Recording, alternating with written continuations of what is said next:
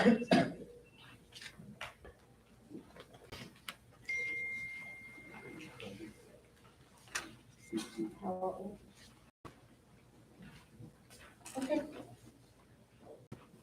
I have turned on the recorder. The time is now 9:40 a.m. I'm going to call the meeting of the Venetian Community Development District to order. Today is Monday, February 12th, 2024.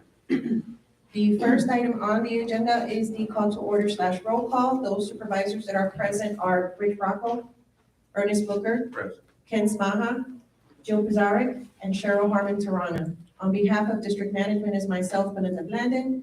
District Council Andy Cohen is present. District Engineer Rick Schoppeger is present.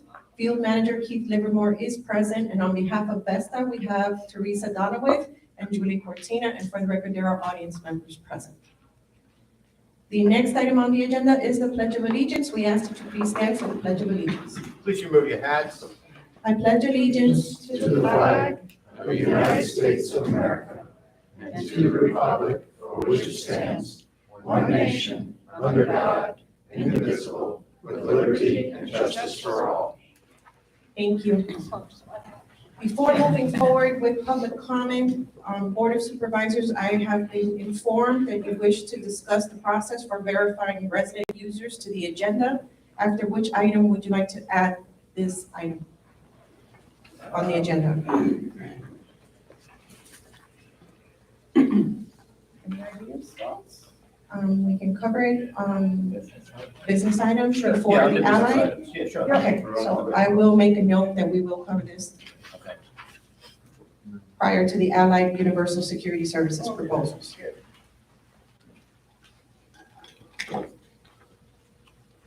We are going to move forward with public comment at this time. Ladies and gentlemen, as a reminder, we will limit public comments to 3 minutes per person.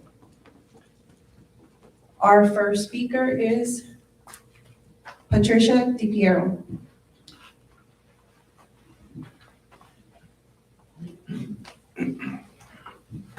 Thank you, sir. Okay. Good morning. My name is Patricia DiPiero, and I'm a 7-year resident of the Venetian.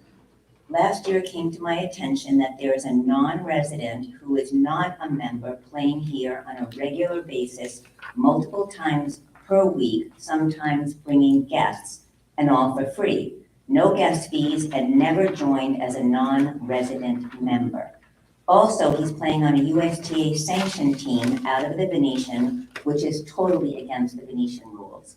I know none of this surprises any of you, as you've all received a formal complaint from myself and my husband on February 8th, 2024. But for the record, I will give the board and those listening the highlights.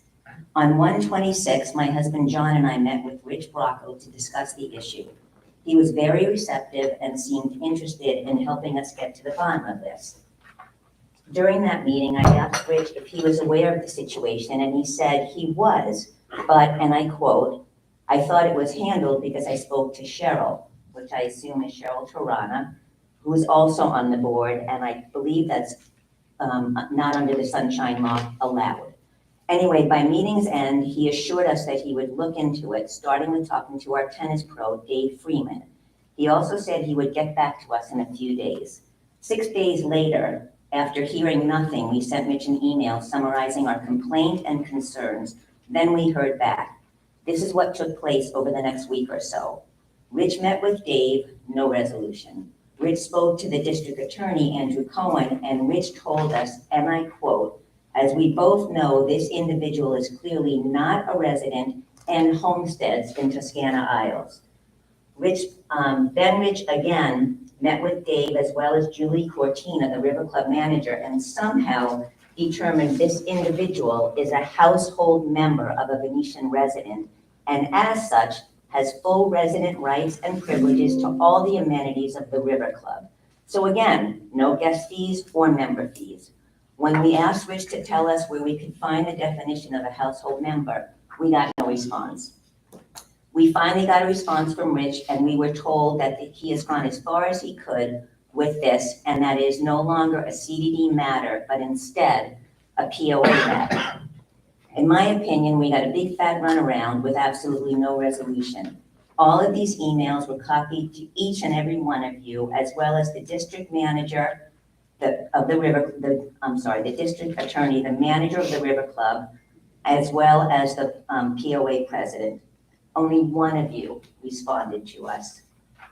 In closing, I would like to quote from a letter from the DA dated February 23rd, 2023 that stated, "The VCDD is the owner of the River Club and the ultimate party for enforcing rules related to the club. We, the people of the Venetian, expect that." Patricia, your time is up. Thank you. Thank you. Thank you.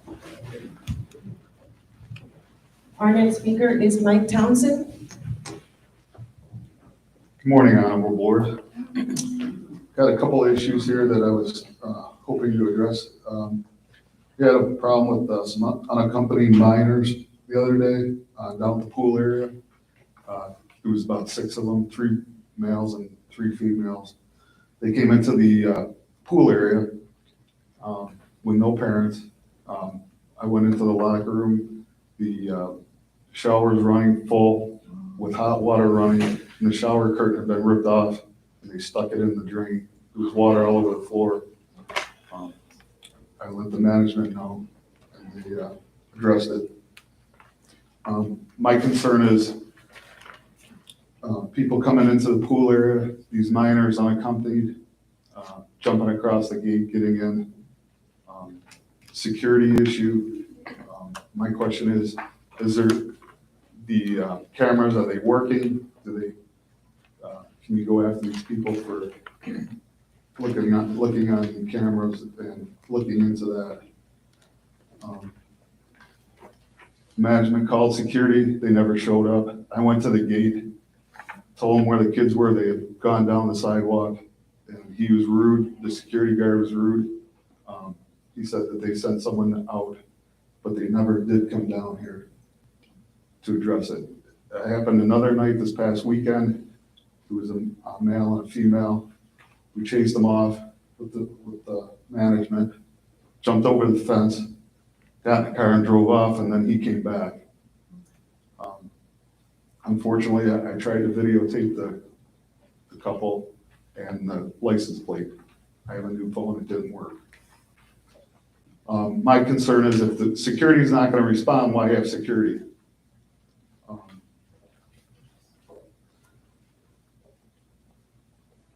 The other issue is the gate.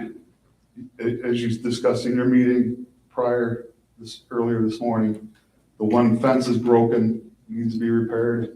Apparently it's been down for a while. Kids on bicycles can come through the back gate. They can come through the front gate with the guard even there under your admission. The guard's not gonna leave the gate, his shack, and go out and confront the people on bicycles or golf carts.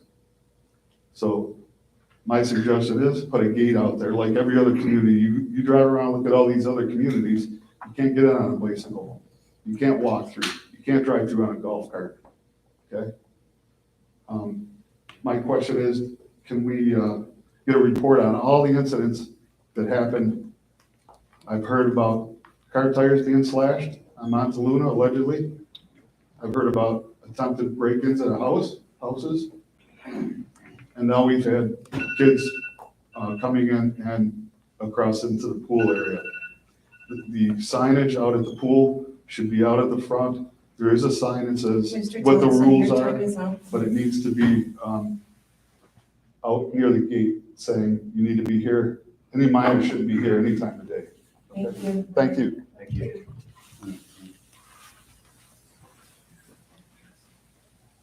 Our next speaker is Linda Sawyer. Hi, my name is Linda Sawyer, and I'm going to finish with what Mike had to talk about because we knew his time would run out. I too was down at the pool when this happened. And I guess my response to all this is that we need a badge to get into to walk around the River Club. When people come in walking through our gates, why don't they have a badge on? I understand, I don't know if it's true, and maybe you can tell me this, to that lady's response about people coming in here to play tennis. You don't have to be a resident to play tennis here. As we allow people to come in here and join the River Club, to do the pool, join this, and play tennis for $475. This is true. I don't know. This is what some lady told us that went in to get her tab for her car. Because the lady asked her, are you a resident or non-resident? How can you get a tab for your car if you're not a resident? So maybe that's something we should all look into. So that's one thing. The other thing that I'm concerned about is when you mentioned about birdhouses. Before we do birdhouses, we all have these green things that Veneto just painted, that I guess our electric's in it, Comcast is in it. In all our neighborhoods, these things are either falling over or they're rusted. Why can't we get our community to look a little bit better and have those fixed first? Because you did it here, so can we do it in the neighborhood? Or is it up to our associations to do it? So that was just my response. But yes, to the destruction here that has happened, we need to do a lot more as far as, and can we call the police? That was the other question. Do we have to have security call the police, or is that something we can just get on? Absolutely. Good. We'll handle it. Thank you. Thank you.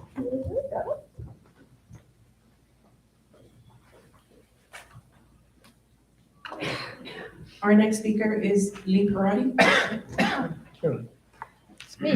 That's you. Good morning. Good morning. I do want to thank you for all the work that you do. And frankly, I sit up front because I want to hear you, because I think you have important things to say. I was wondering if you would look into the idea of having microphones over your head like they do in the TV. You know, really, because some of you talk with the microphone like this. Some of you talk with the microphone like this. Some of you do talk with the microphone like this. But I'm sitting right there and I can't hear you. That was number one. Secondly, I agree with the lady about the blue marlins. I think they're beautiful birds. I'm happy we take care of them, but we also have to take care of ourselves, right? So I noticed that in front of handicap, you have the cement barriers, which is a good thing.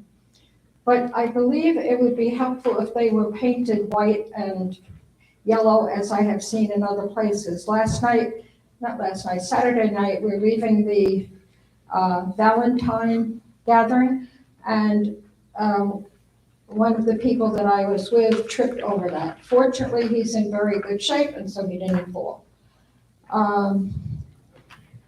Also, I want to bring up something else very important. I think eventually this group is going to have to consider putting up a wall. It's going to be a huge, huge expense.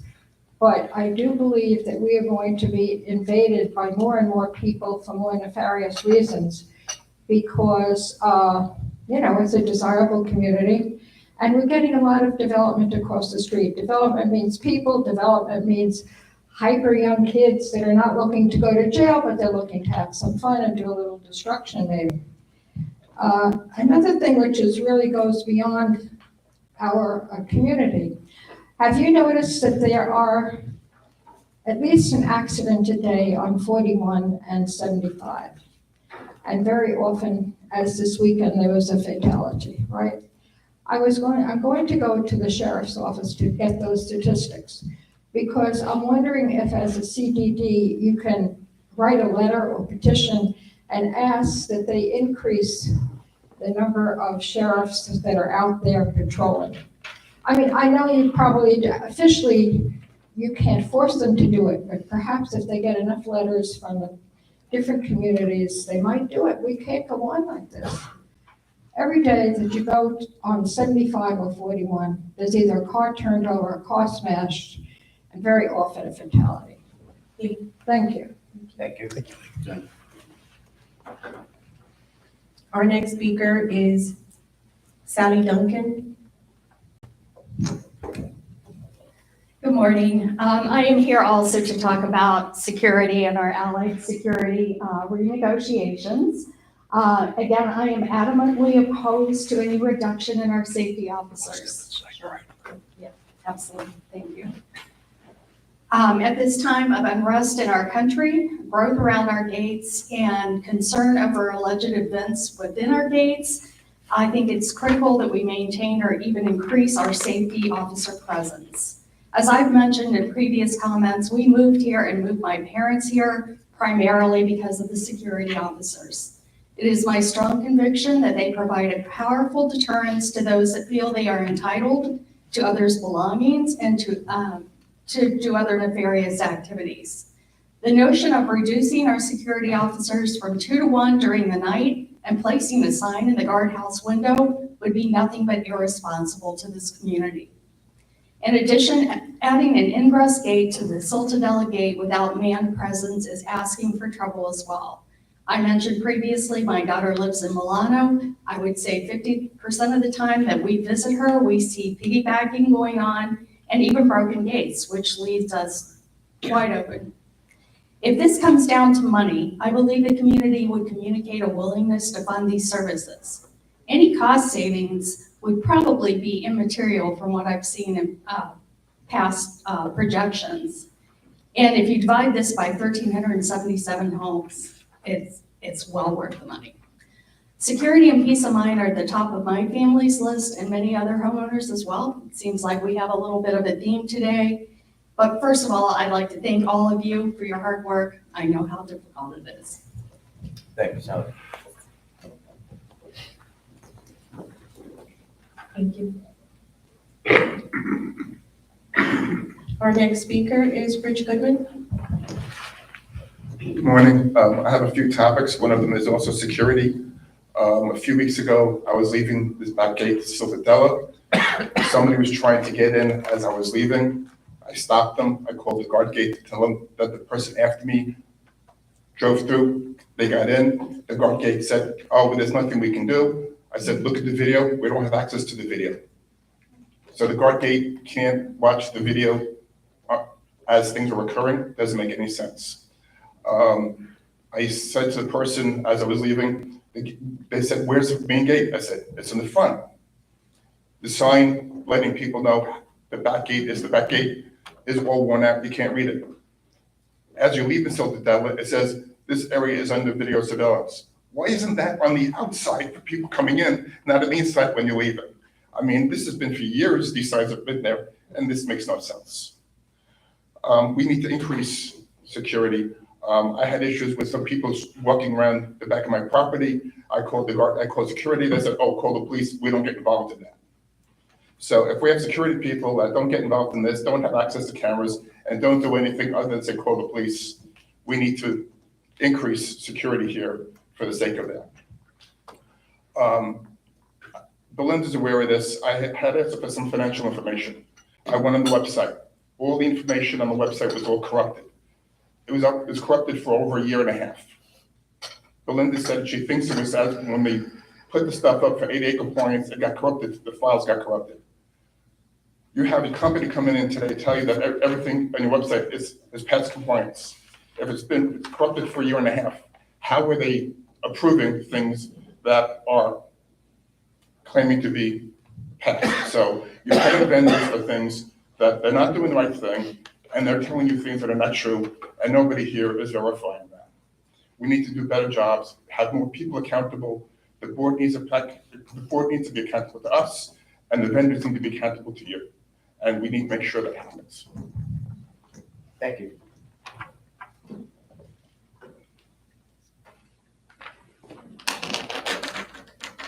Our next speaker is Ruth Cordner. Good morning, everybody. Good morning, supervisors. One quick thing I'd just like to mention, communication is an issue with every organization in this community and just even with our neighbors. We have an issue with communication. I would be willing to work with you to try to come up with a clean list for our residents so that when we do send out information, we don't get all these bounce backs.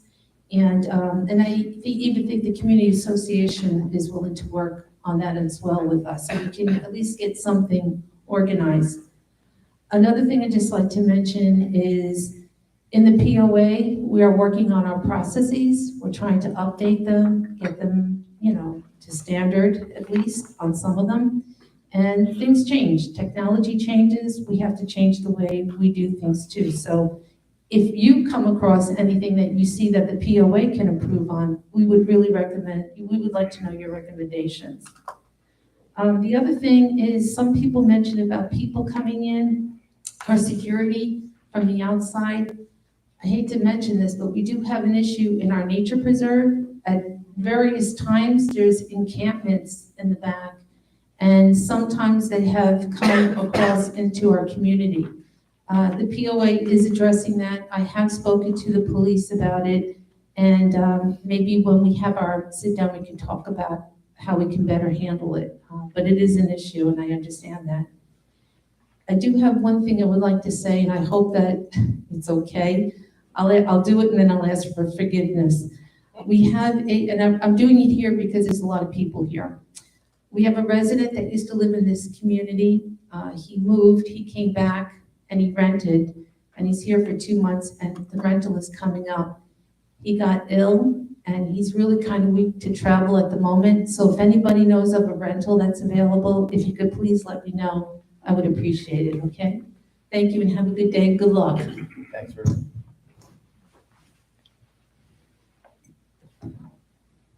Thank you. Our next speaker is Marshall Happer. Want me to get this to the board? Andy's got it. Okay. Greetings from the POA. My name is Marshall Happer, and I'm here today as the president of the Board of Directors of the POA. As stated in the CDD, I actually was going to give you that after I spoke, so you didn't have to take notes. But as stated in the CDD website, the Venetian Community Development District is represented by a homeowners association. The homeowners association is responsible for the enforcement of the covenants and deed restrictions as governed by the adopted bylaws, unquote. We are partners, the CDD and the POA and the governance of the Venetian, where we all live. The POA needs your help. We've previously provided you with an official request, which is on your agenda for today. Currently, the POA has homeowners who fail to pay assessments and fines for violation of our rules and regulations and covenants, and they're still permitted to use the River Club and enjoy the RFID for easy access into the Venetian, which is now administered by the CDD. Our request to the CDD is not that you engage in the enforcement of our rules. We can do that. What we do need is for you to honor our suspensions for people who refuse to pay and who are delinquent. And so that we would consider things that you have for us as Venetian Commons. We would like for them not to be able to use the River Club or have easy access into the Venetian while they're delinquent. Originally, the POA had the option to buy the River Club. After a long study, we agreed that the CDD would take title to it solely because that was the best way to finance it. But the CDD took possession and title for the River Club for the Venetian community. I want to say for the Venetian community, that's us. Florida law says a CDD was to manage and finance basic services for community developments. For community developments, we are a community development. You're not just a totally separate company. We are all in this together. Sometime after the purchase of the River Club, a decision was made for the CDD to take over the maintenance of all the commons. Now, I don't know exactly how that happened. I hope Mr. Cohen will remember whether or not there was an agreement made at that time, but there was a change for the financing of the maintenance of the commons from the POA to the CDD. The rules and regulations for the River Club provide for suspensions if somebody doesn't pay for the River Club. We want the same thing for the POA. And also, we have a problem with your RFID. Apparently, your folks don't know whose car belongs to which RFID. So we can't enforce the traffic regulations very well, not knowing whose car is speeding or not. So if you'd like, we'll be happy to take that over for you.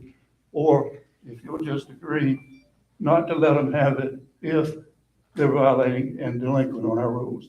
I'm going to give you a copy of this if you already have it. Thank you very much, and I'll be here for any questions you may have. Thanks, Mark. Thank you. And our final speaker is Marlene Schimmer. Good morning, everybody. Keep going. I wanted to discuss the issues with the pickleball courts. It seems that via email, Dave Freeman, our record sports pro, has pointed out several issues with the sound barrier, the equipment being used by the player, and the knowledge of the people who are playing. I don't understand why these things were not addressed prior to the courts being opened and are now an afterthought that must be addressed. There have been several complaints by residents regarding the noise issue bouncing off towards Portofino, Torcello Court, and other surrounding streets. This noise is only amplified by the lakes adjacent to these properties. While we all voiced our concerns ahead of time regarding the problem of the noise, it seems to have fallen on deaf ears, and all these complaints could have been avoided if someone had only listened. One of the residents is to the point that they are threatening to file a complaint with the city. I would also like to comment that for 21 years, we have lived here and never had an issue with tennis in the same home we are in now. So these problems are definitely due to pickleball. Also, the fence is not the right height to deter balls from flying into the street on the side of the road here of the River Club. This alone could cause an injury to persons retrieving the ball, an accident if the ball hits a car or a biker. I asked at the last meeting, I think this is it working? Okay. I asked at the last meeting about having the fee for the Racket Sports Pro be allocated to those people who play tennis and pickleball instead of charging it to the entire community. I still feel this is only fair and the rest of the residents, as we do not feel we need a tennis or pickleball pro at the Venetian full-time. There's been so much discussion with other people this morning regarding non-residents using our facilities and amenities. They are not paying fees required by all residents and non-resident members. I just learned that some board members have been fully aware of this for months and have been turning a blind eye to this issue. The board is here to represent all residents. If this continues to be allowed, it be interpreted that you are allowing theft and loss of revenue to the River Club. You were very quick to send out certified letters from legal counsel representing the CDD residents who thought were taking more fitness classes than permitted. You threatened them with suspension of their privileges.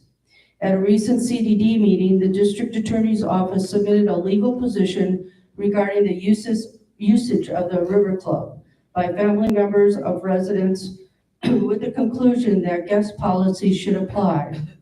Now we are allowing non-family members who do not reside at the Venetian to have free users' rights of our amenities. Why are we not taking immediate action regarding your position on non-resident issues? You need to treat all residents fairly, and it does not seem as if you are doing so. Marlene, your time is up. Okay, thank you. Thank you. appreciate it. Thank you. There being no further speakers signed in, we're going to close out public comment at this time and move forward with our agenda. We're going to move into staff reports. Keith, do you have anything to report? No, not at this time. Rick?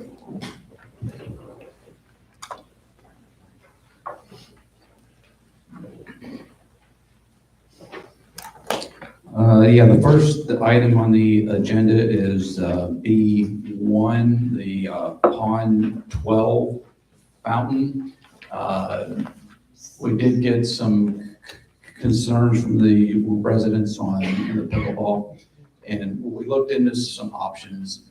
One thing is some more fencing around the court, not necessarily the magnitude of the sound barrier, it would make it really, really hot inside there. So Dave's looking into some of that because some of the screening does help with the sound. Keith reached out and got some prices for additional landscaping.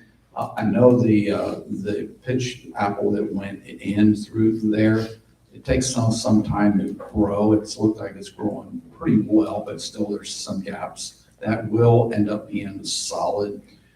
Coming into the entrance, that there's a bare berm right there. So that's a possibility to add some vegetation right there.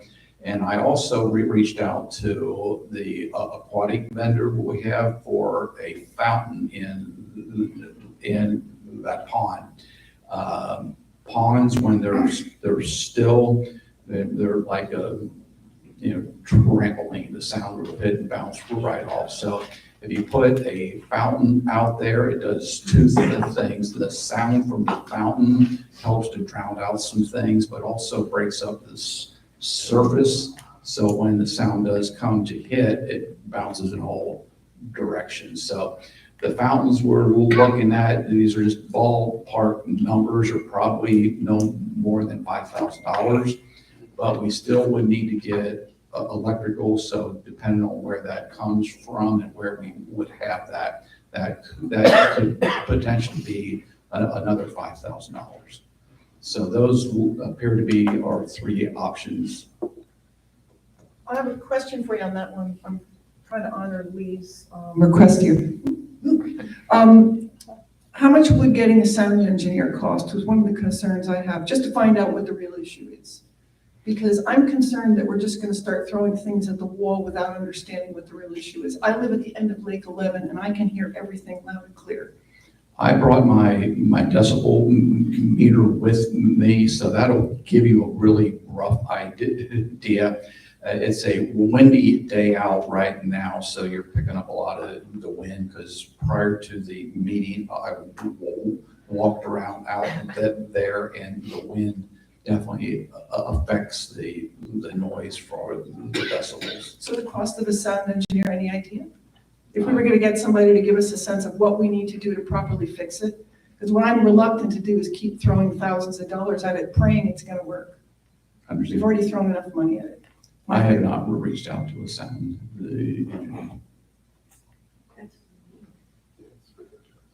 I agree, we have to do something. We do, We but can't we can't just keep throwing money at it. I appreciate that, but, it does depend on which way the wind's blowing. If it's blowing that way, you don't get the sound. So it needs to be measured with a windy day, because we get a lot of windy days. So I don't disagree with that, but Well, we do have to do something. today, the wind's blowing from the south. Yeah. When I'm walking in the parking lot, it was very, very, very hard to hear anything coming from the pickleball because of the sound. And then the AC for this building here overwhelmed everything. Yeah. So anything close to this edge, that governed everything. I don't disagree. I came down, when you're golfing on the 14th green is right across from there. You can't hear anything. 5 days a week I'm out there and I don't hear it. I came and went over by the condos. I went down Portofino. I couldn't hear anything. So, but I believe there's a problem. So we got to figure something out. Well, the landscaping that you're planning to do something. Exactly, I'm just gonna How about say. that? The landscaping proposal that we talked about in the workshop that I want to bring forward actually will create a lot more foliage throughout the parking lot area and the entrance to the River Club, and will block some of that noise, kind of what you're talking about. So that was one of the reasons I wanted to accelerate it, since we just got the proposal this week, because we're gonna do it anyway. It should help mitigate that. Landscape doesn't help sound. The other thing, and it's not Rick's problem, it's more of an in-house, more of an in-house situation. We have to get a handle on the equipment that's being used. But that's not your problem. That's something I've discussed with Dave. We can mandate certain types of paddles. We can mandate certain types of balls. We're already telling people you can't play unless you have certain kinds of shoes. we can do that. And I think as a board, we certainly need to do that. We're going to talk about tennis rules today. I think we should talk about pickleball rules as well. Well, we will probably add pickleball rules in. Okay. Okay. There's clearly a different sound. You could stand out there and listen to different paddles make a different sound. Right. And we did have, I think, some people on the court at an hour when they probably shouldn't have been there. It was about 7:30 in the morning, and I believe they were using wooden paddles. And that's, just like metal spikes on golf courses. You can't do that. And we need to enforce those rules.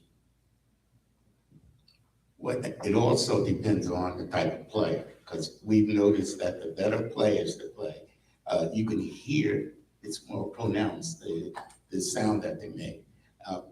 Again, on the 14th hole, I heard it. I couldn't believe it. You're walking up to the green and you could hear it.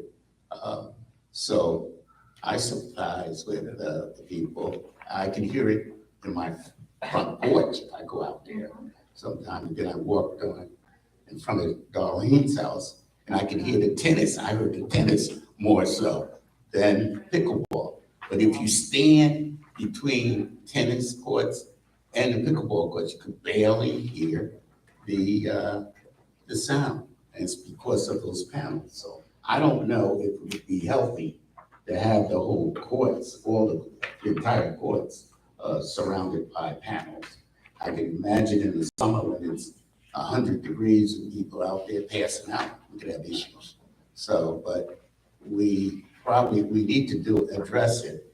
Having a sound expert, it would have to be a sports expert sound, some type of person like that. All they're going to say is, yes, I hear it. And if we go and we indicate, request, is it permissible under the local statute? It probably will be permissible, but so I don't know where we would go with that, waste more money. I don't think we need more sound experts. I think we need a solution experts. Yes. Clearly, there's the sound. That's fine. So let's figure out how to mitigate it. You're never gonna Richie hit it. You're never gonna eliminate it, but you certainly can reduce it. One of the ways we can reduce it, and again, this is not Rick's problem, is equipment, because that seems to be, that's the cause of it. Let's So start with that then. we- That's the simple. Wow. why, I agree with you 100%. Yeah. And put restrictions on what type of equipment can be used. I wish I could do that with the shooting gallery over there on Sunday. Where's your first? Can we get a recommendation from Dave or something? No, Julie. Well, we could Yeah, do we certainly can get a recommendation from Dave. He's got a dozen or more paddles that have been provided by a manufacturer, and some of them, I was here for a demonstration, and some of them are quieter than others, and that's what we need to address. And my understanding, Dave is only going to stock those types of the paddles. I would People hope, have paddles. I would hope so, but people have their own equipment, but that is part of the issue. You can't come up here with a ping pong ball paddle and play this game. It's going to be a disaster.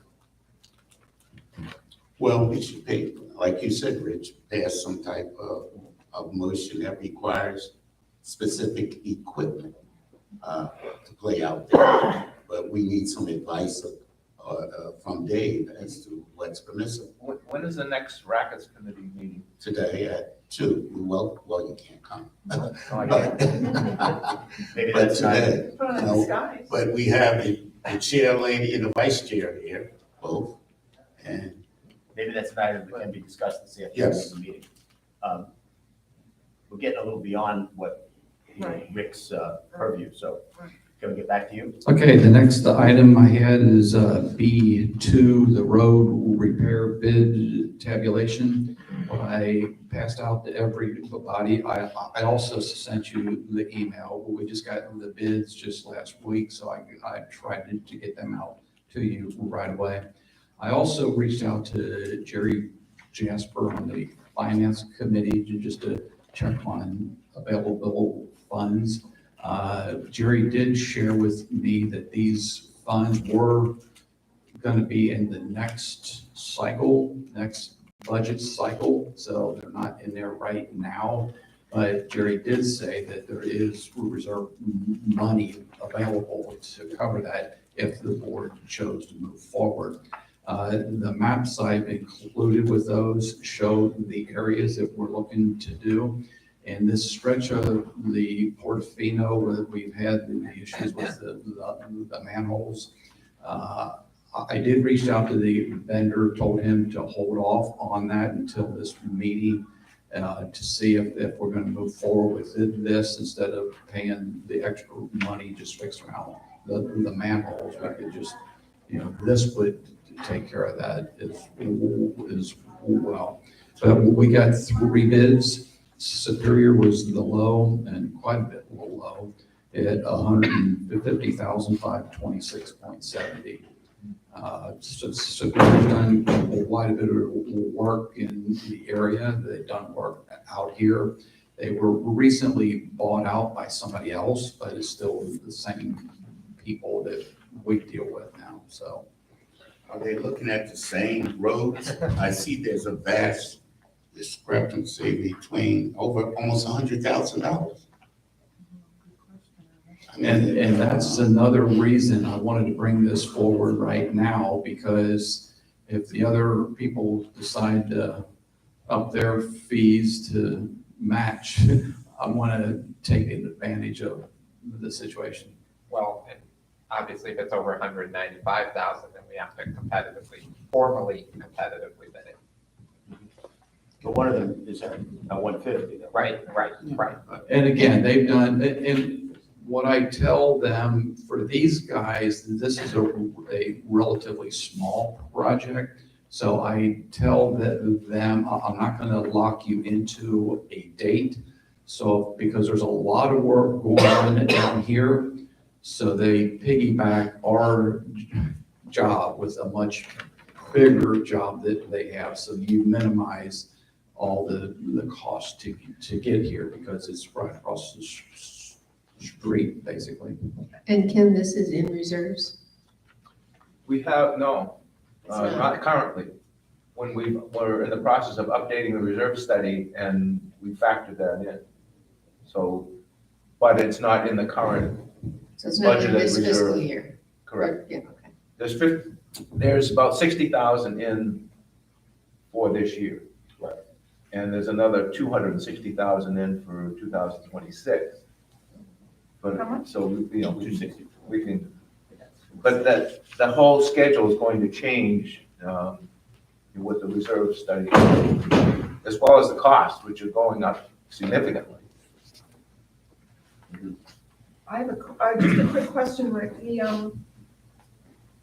Because I'm not smart enough to figure out, looking at it, it looks like a tiny portion of the roadways at that amount of money, which scares me. I mean, do you have any idea how many miles this is of road, or is it 9/10 of a mile? How much roadway is this? Because I know we have 11 miles of roadway in here. Do you have any idea? I only have the square footage. Okay. I'm just trying to get a sense, because I know how many roads we have and what the amount of money that is in the reserve study, but it just seems like a huge. Well, it's 88,750 square feet. We divide that by 24.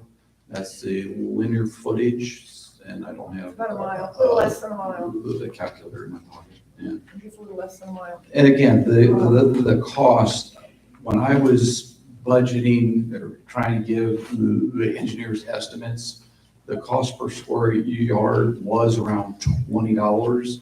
And that'd be the first two other items you add up. You can see that Superior is at just under $15. The other one's at 22 and 24. So they are a little bit below the engineer's budget, but the other ones are higher. And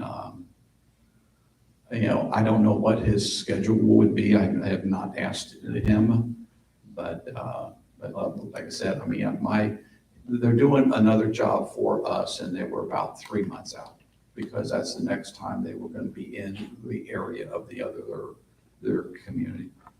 Joe, to answer your question, in total, about 178,000 square yards. And in our proposed reserve study update, we have just under $3 million to cover that completely Okay, over it's probably the about life. right then. Okay. And these areas were all treated. So we with jumped, I'm sorry, we jumped from $10 a square yard to $20 a square yard. That's how much it's gone up. And now it's probably gonna go higher. Well, we'll put an inflation factor in there.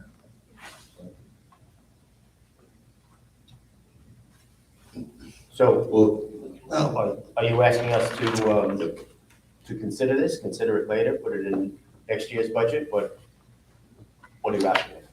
That's up to the board. There are some deficient areas out there, so, if you wanted to go for it now.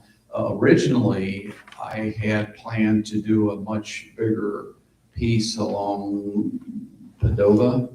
Always get those two roads mixed up. But the reclamite that they had done, we didn't pay them for any of that, because we had planned that to be redone. And they said, well, we're doing all the side streets, so we will treat that at no cost. And what they did really helped hold that together, so now I'm only doing a portion of that. So it basically saved us. And then what I did add that wasn't included originally was this little piece of road right here. Because if we're gonna do the cul-de-sac, it makes sense to just do that whole leg.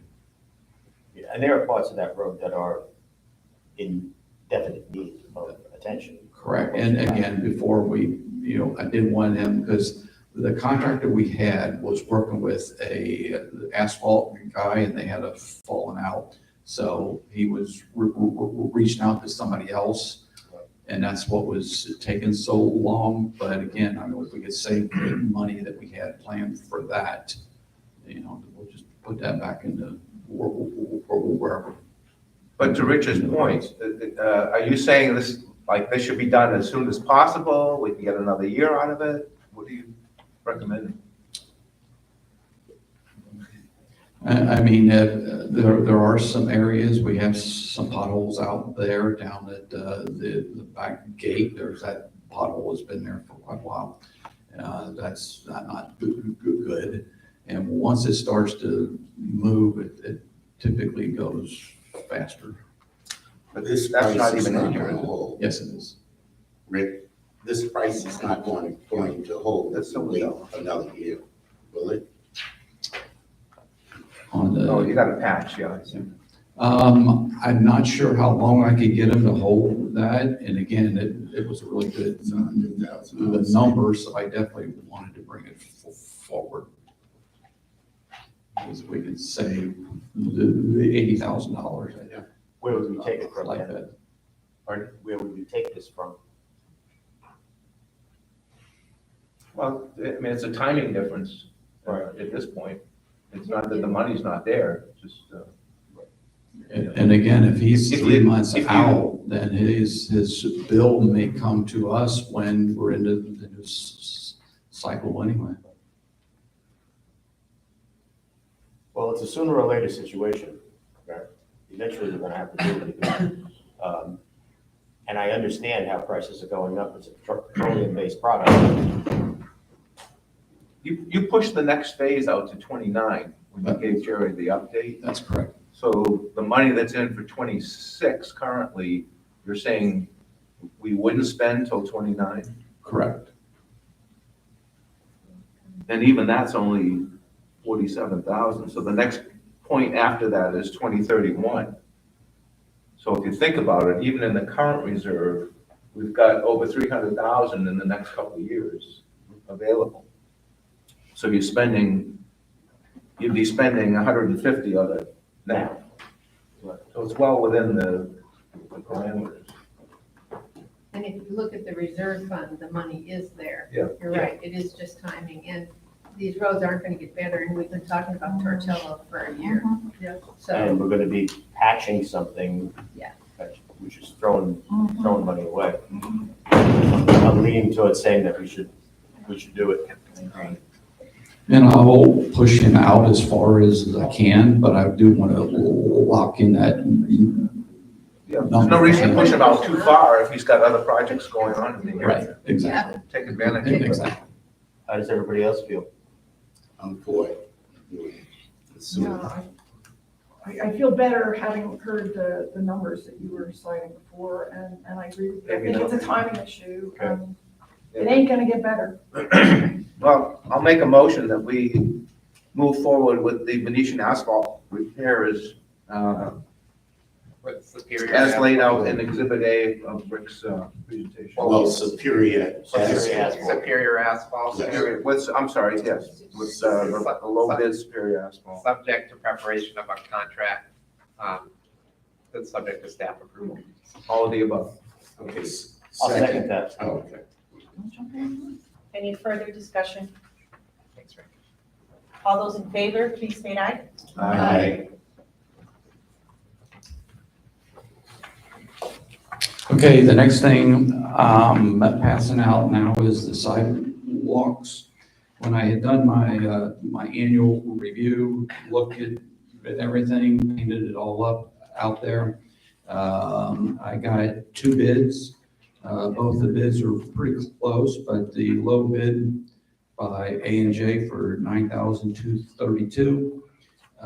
This is basically the raised joints, the panels. It sometimes I don't like to grind the same spot more than twice, because now I'm down to maybe 2 inches left and the integrity is just gone.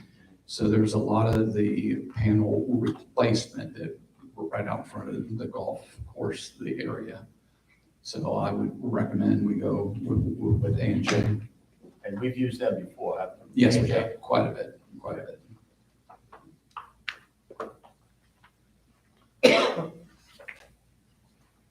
Just so I'm clear, Rick, is there I mean, I think I know where most of these repairs are, but is there some kind of a map somewhere just so am I looking at it? I'm sorry if I know. No. This is my copy. Yeah, I mean, I've probably seen most of them. Yeah, tripped over. No, because they're brightly painted orange, so where's my feet up? yeah. And that orange should stay around another month or so, and then it'll start to fade out, so. But yeah, but I could send all of you the map to show the areas.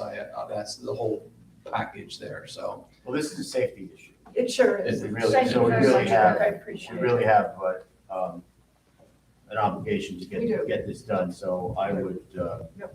think that we should do it. That seems reasonable. Okay, I make a motion that we engage the services of A&J Excavation, accept their bid. I'll second that. Subject to Do approval. you want a contract? I mean, it's 10,000, a little under 10,000. I don't think we need. Okay. Who was the second? I'll second. Okay, I'll do a contract. The signage. Hold on a second, Rich. Oh, I'm sorry. Any further discussion? All those in favor, please state aye. Aye.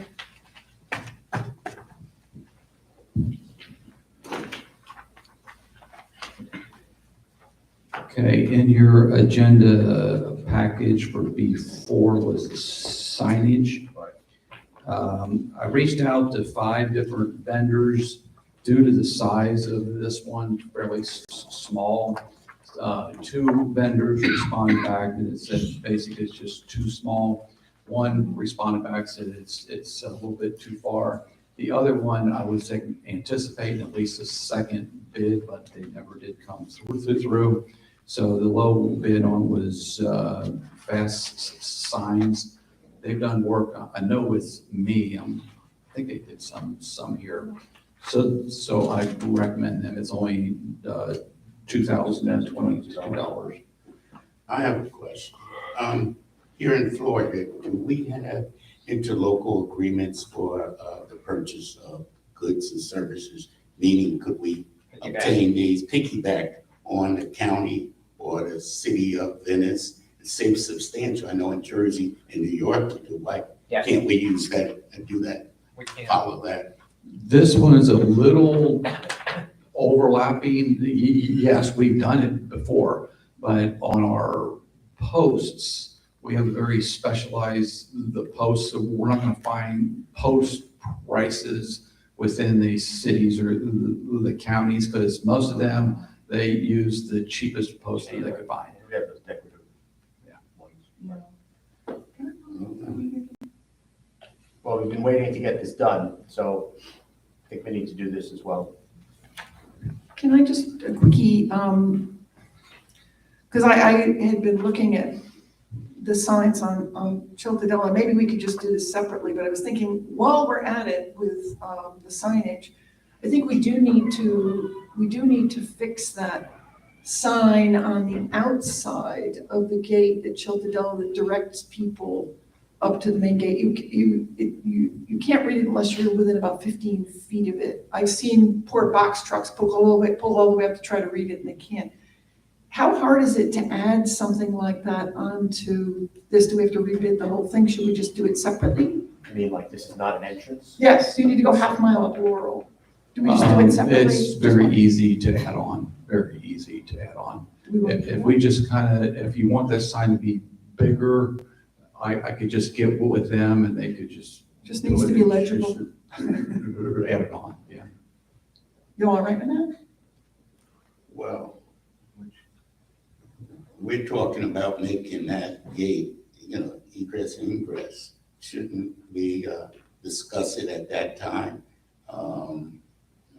It's take a more comprehensive approach. If the intent is to open that gate. I think long-term it is, but I don't know that we're looking at doing anything in the near future. I think we gotta get that sign. Maybe for right now, we're not talking about a tremendous amount of money. Maybe for right now, we need to put up a better sign On the outside. on the Yeah, outside. along with the surveillance. It should say, don't trust your navigation system. Yeah, exactly. That's Because the they simple, all Exactly. the navigation system takes you to that Yes, all the it time. takes you there. Alexa was wrong. Yeah, so how about something, I understand one of the gentlemen said there was a sign on the inside going out. You just want to leave that there though, right? Should move. Okay, I was thinking we'll put the other sign more legible on the outside, and if you just want to leave the one on the inside, or. okay, so we'll get it. This is Okay, not. and that's something that you could, it's just gonna be a few $200, I'm sure. Okay. I'll make a motion then that we accept the bid from Fast Signs for the necessary repairs, subject to contract, et cetera. We don't need it. I'm not sure, and it's up to you. Okay, Something like that. all right. Second. Any further discussion? All those in favor, please state aye. Aye. Okay, the next item is the striping repairs. Typically, when I go out and do my annual reviews, I look at the striping. If it's 50% or less remaining, I put it in there. This time, the chair had asked me to look at all of them and try to bring them all up to a good quality. In the last 2 years, the striping we had done is holding up great. So I did not add that, but almost everything else is included now with this. And I got 2 bids. There's a third that typically J&J and then AAA are really, really close. McShay typically is always a little bit higher. So, but J&J is always right there. So I feel good about their number. But yeah, they were at 12,111. Then McShay is at 20,462. So I would definitely recommend J&J. Okay, and they use that plastic product, right? It's the thermoplastic. Thermoplastic. Thermoplastic, it will last a long time. It's got the reflectivity. It's the best out there. And this will clean up The community. It'll make the community look brand new. I'll do a contract. I'll make a motion that we accept the striping contract from J&J Pavement, subject to contract from Andy. Second. Can I just ask just more quick question, Rick? So is this everything in the community? What is this? Everything except for the last 2 years or so, the work we had done, thermo typically will last at least 10 or 12 the years, if not longer. So those ones we did a few years ago were really, really good. But again, I have the bid, the package that spells all of that out. And then when we do milling and repaving, we're gonna have to redo it, just so we know. Correct. So if that is, I was going to mention, I'm glad that you said that. So this did include some of the areas that would be overlapped, so I will pull that out of theirs. So the repairs like from Superior Asphalt, there's a thermoplast Correct. item in there. Correct. Okay. Sounds good. This is a not to exceed. Okay. Any further discussion? All those in favor, please state aye. Aye. Okay, B6, the last item for me was a streetlight replacement. Coming into the River Club, there was the old streetlight that was out there. It was the old style of the bulb, and Keith reached out and got a price for the new LED, and that price was $33.41.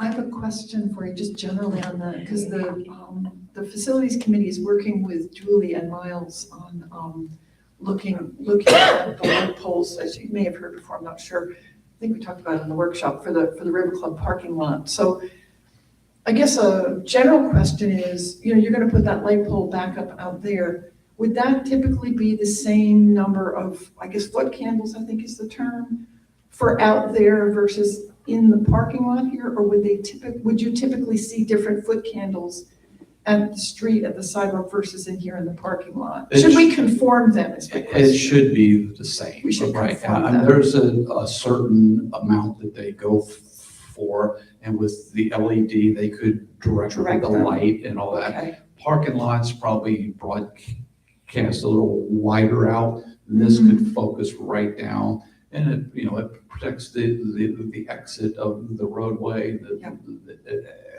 that. So I would imagine, Keith, that sign, I mean, the light would be typically look the same, but it just, the different head of how we they direct it differently. direct the light. I see, okay, because we've gotten it from Synergy, actually, we've gotten sort of an initial look at, two different proposals for what to do with the River Club parking lot. I don't know if it's helpful for me to send to you. I'd be happy to forward that to you. Again, it's very important we don't do light pollution to Yes. the neighbors. Yes, correct. So, these companies that specialize will let that, they know that. Okay, thank you. We're specifying 75-watt fixture in the Yes. bid. So- Yeah. Go ahead, sorry, Ernest. I have a question, maybe it's for Keith. I know in the quote, it talks about that the lights have been damaged. Did we receive any reimbursement or anything, or? It wasn't damaged, it was taken out for, when the pickleball was put in. I'll leave it alone. Yeah, it was in the way. It was in the way, so that had to come down. And again, it was the old style. They removed it not nicely. Now, I'm not sure what's going to happen with that pole that's still laying out there, because it's a nice pole. This has takeaway. Yes. This has it Okay. being carried away, which Oh, is the okay. best thing for it to happen. And where exactly will this light go? Pretty much right where that storm, the inlet is, we're right out there. So as you're driving out, there's a storm, the inlet, it'll be right next to that. That's where the conduits are in the ground. It kind of snakes right behind that inlet. So it'd be kind of right next to that inlet there. So it'll light up the inlets, people run into that, light up the roadway. It won't light up the pickleball court. It's facing the Just want to opposite make way. sure. Yes. Good point. Good point. All right. Okay, we need a motion to do this? Yes. Okay, I'll make a motion that we accept the bid from CDD Electric. Is there a second? Second. Any discussion? Second. All those in favor, please state aye. Aye. That is all I had. Keith has asked me to go check on some things, so when I leave here, I'm gonna go out, look at a couple things, so I'll work with him on any deficiencies. Thanks very much, Rick. So thanks again for the work on the Rick. sidewalks, Rick. Andy, do you have anything to report? Thank you. I have a few items, and obviously I'll have some comments on agenda items further down. Just wanted to update the board that I've had a discussion with the vice chair as well as with Rick, and so we're going to sort out the ASAP fence contract. We are still holding 50%. We're still holding $17,683. So we'll sort out in terms of liquidated damages and costs and everything like that. So I just want to let you know that's on our radar. I believe, and Ken can back me up on this, but I believe all the Jonas documents are done, signed. They're not signed. Okay, The question was, would I docu-sign them? And I said, sure, but I haven't gotten the document to sign. okay. Well, they're ready, Okay. we have looked at them and given the thumbs up. So however, logistically, it needs to be Okay, done. how about after the meeting, can we bring it up on your computer and because I don't have a copy of the document. Yeah, it has to be DocuSign, I mean, Yeah, that's what okay. we're talking about, yeah. But David Jackson from my office had looked at everything. I know Ken provided input. There was input from Besta as well. So we've got them in the format that they're ready for signature, however that gets effective. Okay. Just before you sign, I had one other topic with Julie, but you were gonna provide an organization chart? You were gonna provide me an organization chart? Yes, sir. I haven't gotten it yet. but Yeah, I I wasn't assume- here yesterday, but I will. I just want to be clear on Who's doing the what? approach and resources to implement this well. Yes. So I'd just like to have that Yes, final sir. discussion. I with you. understand. All right, how about if I wait until Julie says to me that discussion has taken place and I'll sign it then? Okay. All right, in case there's something to be changed, Yeah. whatever it is. Okay, we'll do it that way. Okay, We can do it right after this meeting. okay. Okay, one more item is that I've been continuing to update the board on discussions about changes with, the Form 6, which you're not required to do. And we also talked about the ethics course that each board member is required to do 4 hours of the ethics before the end of 2024.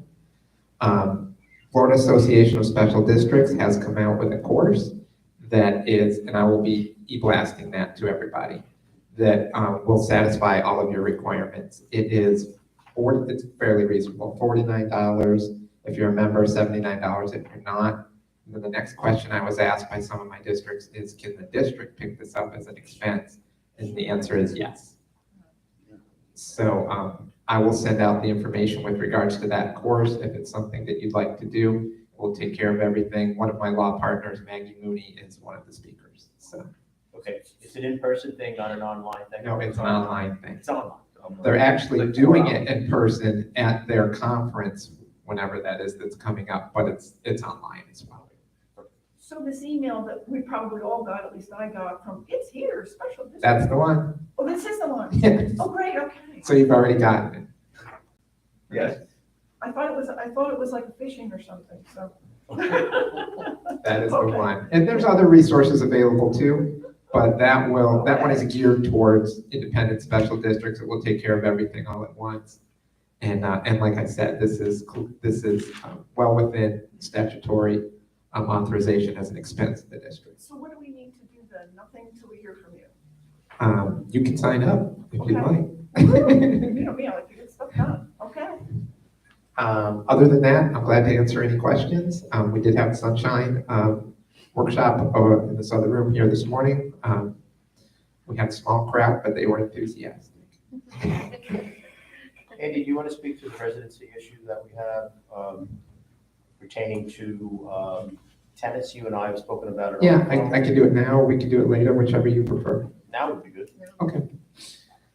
Yes, we've talked about it. I've talked to a few board members about it.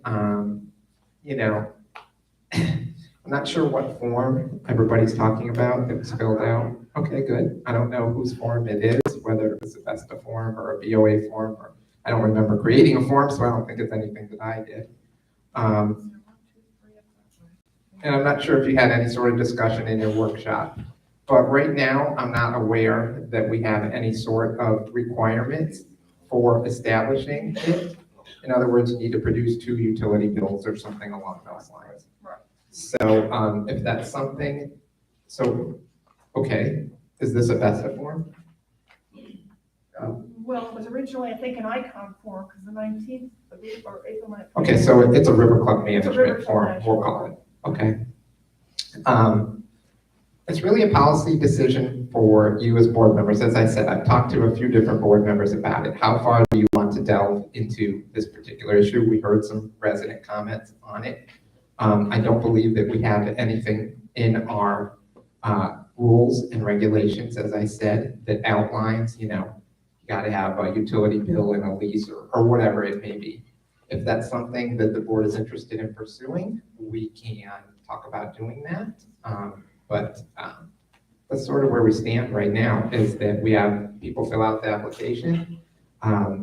As my understanding that some investigation was done with regards to this, and the answer came back, right or wrong, that they were part of the household, and that's where it went from there. If you want to delve further into it, again, that's a board decision. If you want to try and come up with some further clarifications in your rules and regulations, I will tell you that later on here in your agenda, we have on here information about the tennis, and I will be asking that you authorize staff to proceed with the rulemaking, so that we will be having a public hearing with regards to making any proposed changes with regards to tennis, probably pickleball as well. And if there's other changes that you want to make in the River Club rules and regulations, we could do it at that time as well. I think that, I think the situation needs to be addressed and in some manner, and I'm not sure how. I've spoken with the folks that brought it up, and I ran into a wall. If the person is listed as a household resident, I mean, what do we do? That's really the situation that I'm in. Right. If it's an abuse, it's got to stop. But I don't know where we are. I really don't. Legally, I don't know where we are. Is it a BOA thing?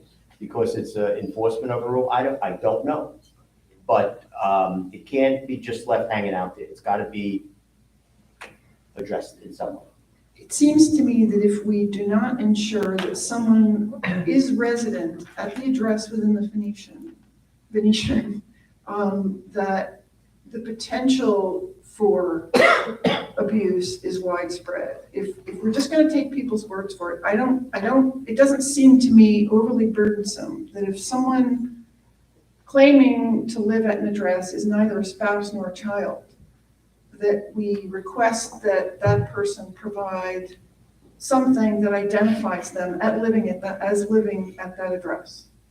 I think that we owe that to the residents to ensure that our amenities are not diluted. I feel very strongly about this, and I think we should think about it.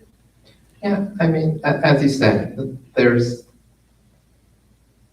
to a certain extent, people need to behave like adults, okay? So fill out a form. We're certainly not gonna, I guess we could, but we're not gonna sit in people's bushes with cameras, I don't think. But in terms of having further clarification, again, that's up to you. If it's something that you want to include, we can look at doing that as part of our process of amending the rules. It would be an opportune time if that's something that you wanted to address.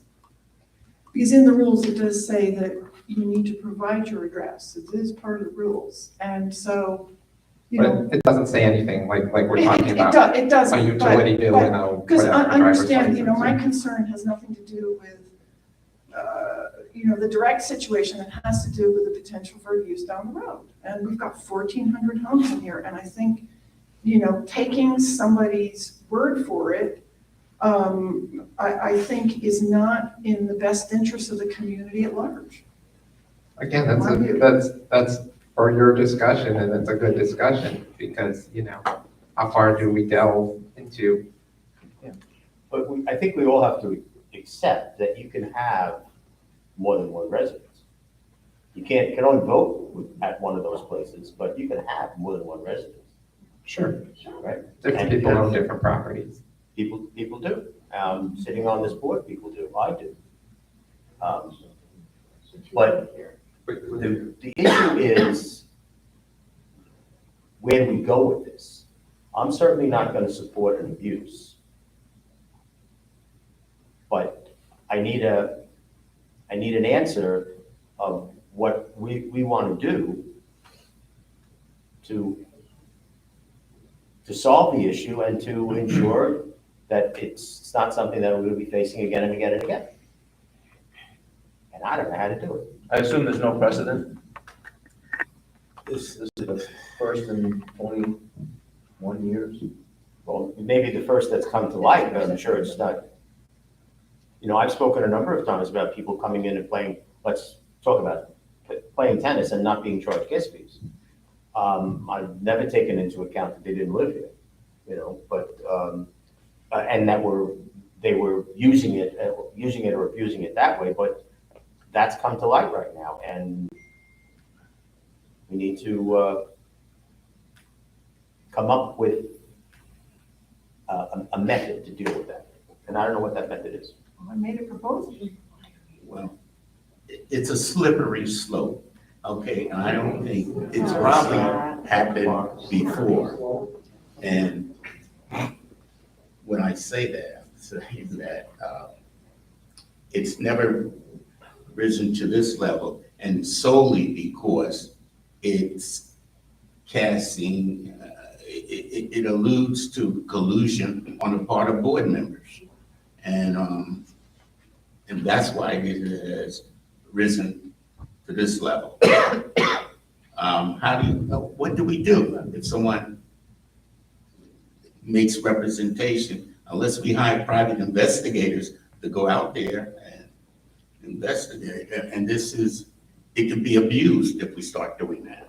I think it's easy if someone is not a spouse and not a member of the immediate family to request that I don't see why it's so hard. I really don't. We had a situation recently where there was a resident who had a family member who doesn't live here come in and play tennis. And my understanding is that resident was told to cease and desist. And I don't understand how we can enforce one situation and not enforce the other. So let me just, I'm going to address two things. One, just a comment, because I know it keeps coming up that this person is a relative of mine. He is a near 50-year-old man. I have no control over him. And so I would like to just be clear about the fact that I don't have a dog in this fight. This is not a personal issue for me. Then I'd like to address kind of the overall. I know people who live in here who are not married. They live together. The person living here has another home, but they do live here and they are considered a resident here. I'm referring to the slippery slope that Mr. Booker has referred to, which is how do you do this verification? Because I will tell you, and this is now a third example, but when I got remarried recently, I didn't have to fill out a form. I just came up and said, this person now lives with me. And they said, okay, here's a card. I think we have a control issue that I'm hoping Jonas can help us address. But I do think that this is bigger than, what we might get into. So that's my only comment. Well, with that said, we are responsible for ourselves.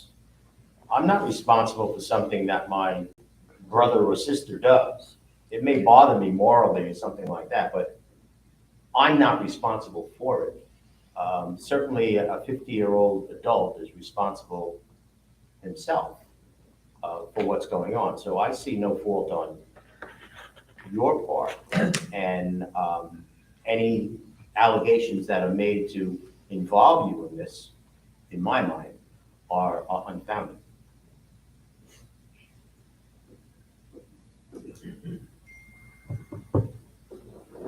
So, Well, I'm not sure how even implementing Jonas is going to address that. If somebody says, this is my household, we take their word for it. We do take their word for it currently. That's what we do. Now, if you want proof, we'll have to go to 1,377 doors and ask everybody to provide IDs. I'm sure it's being used by children saying. I mean, they did, we said, when we talked about it, that that's what we could do, so everyone would understand, say we announce it in March.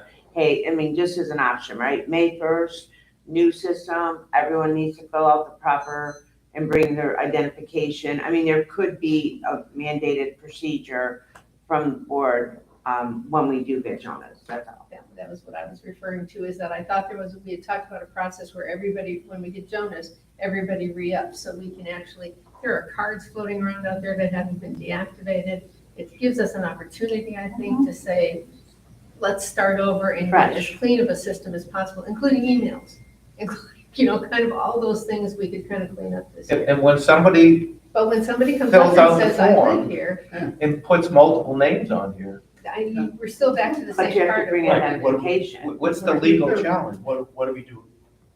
Well, how do you know my wife lives with me? Well, that's why what you implement is identification. You need to bring your, I mean, I'll just throw it out here. I don't know if that's true, but the, law will tell, your driver's license and a utility bill. I don't know if she lives with you. Her I name's don't, not on the and it utility doesn't matter, like someone's trying to say being, the married thing is relevant. Like how could that really be relevant? If someone lives there, what is the criteria going to be for someone to prove that they live in a household? We would need to establish that. So if somebody has a home up north, and that's their legal address for voting and whatever. Right. They may have a bill here because they have a house here and they're paying bills. It may not have everybody in the household's name on it.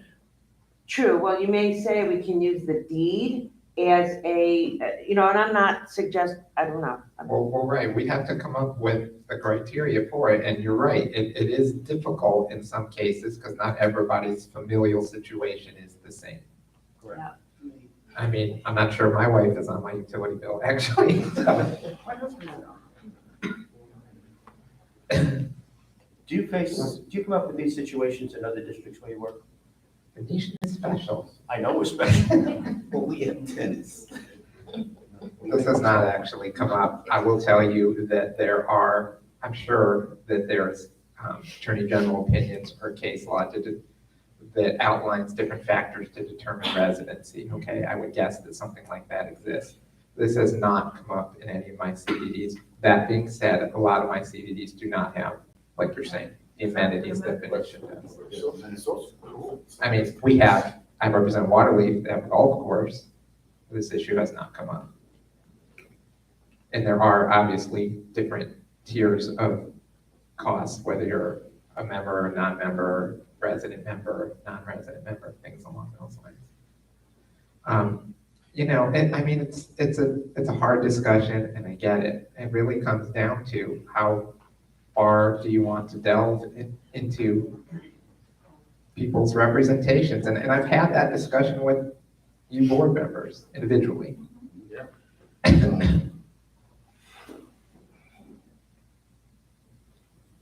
What do you think? Well, what do you propose to put on this, add to this, I wanted to ask Julie, do you do anything at other Vesta communities where you're asking people for information, whether it's driver's licenses, et cetera. Right, or proof of identification Yes. based on what legal counsel, this is what everyone's decided, this is Yes. what proof. But another community. Yes, but like Ken said, if my driver's license is up north. Right, it's an issue. You know, that wouldn't It's an be one issue. of the Yeah. things. However, you know, a utility bill done with proof of name perhaps, you know, I mean, whatever it's gonna be, well, that's what it would be. My point is, I think we have to make a reasonable attempt, you know, Right. to try to get a handle on it. If you wanted to go that direction, we may not even have to specify it. We could just say 2 forms of ID showing your residency at the Venetian address. Then they come in with a driver's license and a utility bill, or a driver's license and a Thanks, voter yeah, ID, whatever. or a bank statement. I don't know.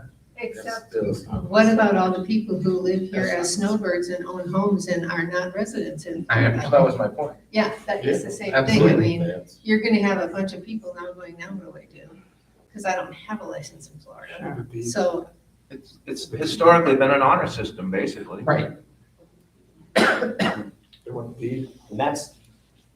And that is the issue. That is the fundamental issue. Is it an honor system or is it not? And is there enough abuse that you feel that the honor system is not working? You know, the whole thing's one bad apple ruin it for everybody. Maybe it does. I don't know. That's why you guys get the big bucks. Right. Apparently, this person is accepted among most of the tennis groups. On a tennis team, plays tennis 27 times a week. I don't know. I have mixed feelings about it personally, and I have no skin in it because I don't play tennis, I don't do any of that stuff. You know, my initial reaction, and I'll get some groans, was much ado about nothing. It's one situation, apparently it's rubbing some people very strongly the wrong way, and I happen to agree, it doesn't seem right to me. But other than telling people they're a liar and they, you know, the person who's saying this person is in their residence, you know, where do we want to go legally with it? It doesn't sound like we necessarily have a legal challenge. Well, we could, but it would get pretty complicated. First of all, we don't have any requirements, so they're not violating our requirements. Right. Second of all, even if we had a requirement and we're alleging that they're violating it, then we have to delve into all these personal issues, take their deposition, you know, how many nights a week do you spend there? Where do you use the bathroom? I mean, you know. What the question is, will they have any rights to come at us if we violate their privacy? Everybody always does. We know that. You can be sued by anybody. Okay. It's not an easy issue, and I don't mean to be making light of it if I was, because it's not an easy issue, and it's something that, you know, I know you have to discuss, but. It's not easy at all, because again, we're relying on the veracity of the homeowner. And what do we do? And that's why I'll say again, I feel like I run into a wall here. The homeowner says this person resides in the house. What do we do? Who's at fault? Is it the homeowner that's at fault? Is it a truthful statement? I don't know. I don't know any of that. And I'm not sure where to go with it. Well, there's obviously a personal relationship here. And is that relationship enough to warrant us accepting it? Relationship. Pardon? Yeah. Well, there seems to be. I mean, who are we to judge? I think all the relationships are personal here. This has not been solidified by contract or marriage, I guess, so. And it's going to expose us if you push it. Expose us to what? Privacy issue. Well, if we took action, unnecessary, unreasonable action. I don't know. Before you move on, supervisors, audience members, I'm hearing a lot of sidebar conversations. We are recording this meeting and it is being broadcasted via YouTube. We ask that you please hold off on making comments because it is being picked up in our recording and it makes it very difficult to transcribe the meeting minutes utilizing the audio. Thank you. So Julie, Vesta has, in some of your other communities, are there ever situations where you're? Yes, I Yes. can provide that. Maybe a way to at least start to discuss this is if you could help us by providing us the circumstances under which, you ask for information and what it is you ask for would be helpful, just so we could see what other communities are doing, maybe is a way forward, because you're right, you want to be reasonable. But so you know, right, it still doesn't negate the real processing that you spoke about. Well, right. Because not, I don't mean to interrupt, I just wanted to quote to the operative language in our rules, which really what this is turning on is who, the phrase is who, owner may designate one other person who is living with such owner in the home. So that is the question, who is living with such owner in the home? What's the definition of living? 3 nights a week? Do we really want to get into that?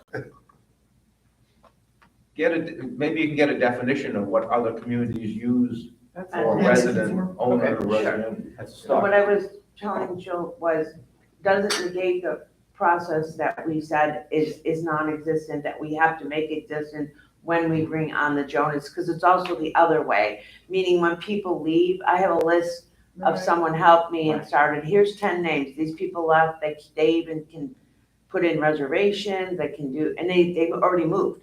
So we don't necessarily have a clean process where some places, in order for you to even move, the estoppel, all that kind of stuff is much more controlled than perhaps the rules here are, so. Okay. But even after you implement a new system, it's got to be maintained. Right, you still have to. So you've got to have a methodology Yes. for Got a bit of honor system there Yes. too. I don't know.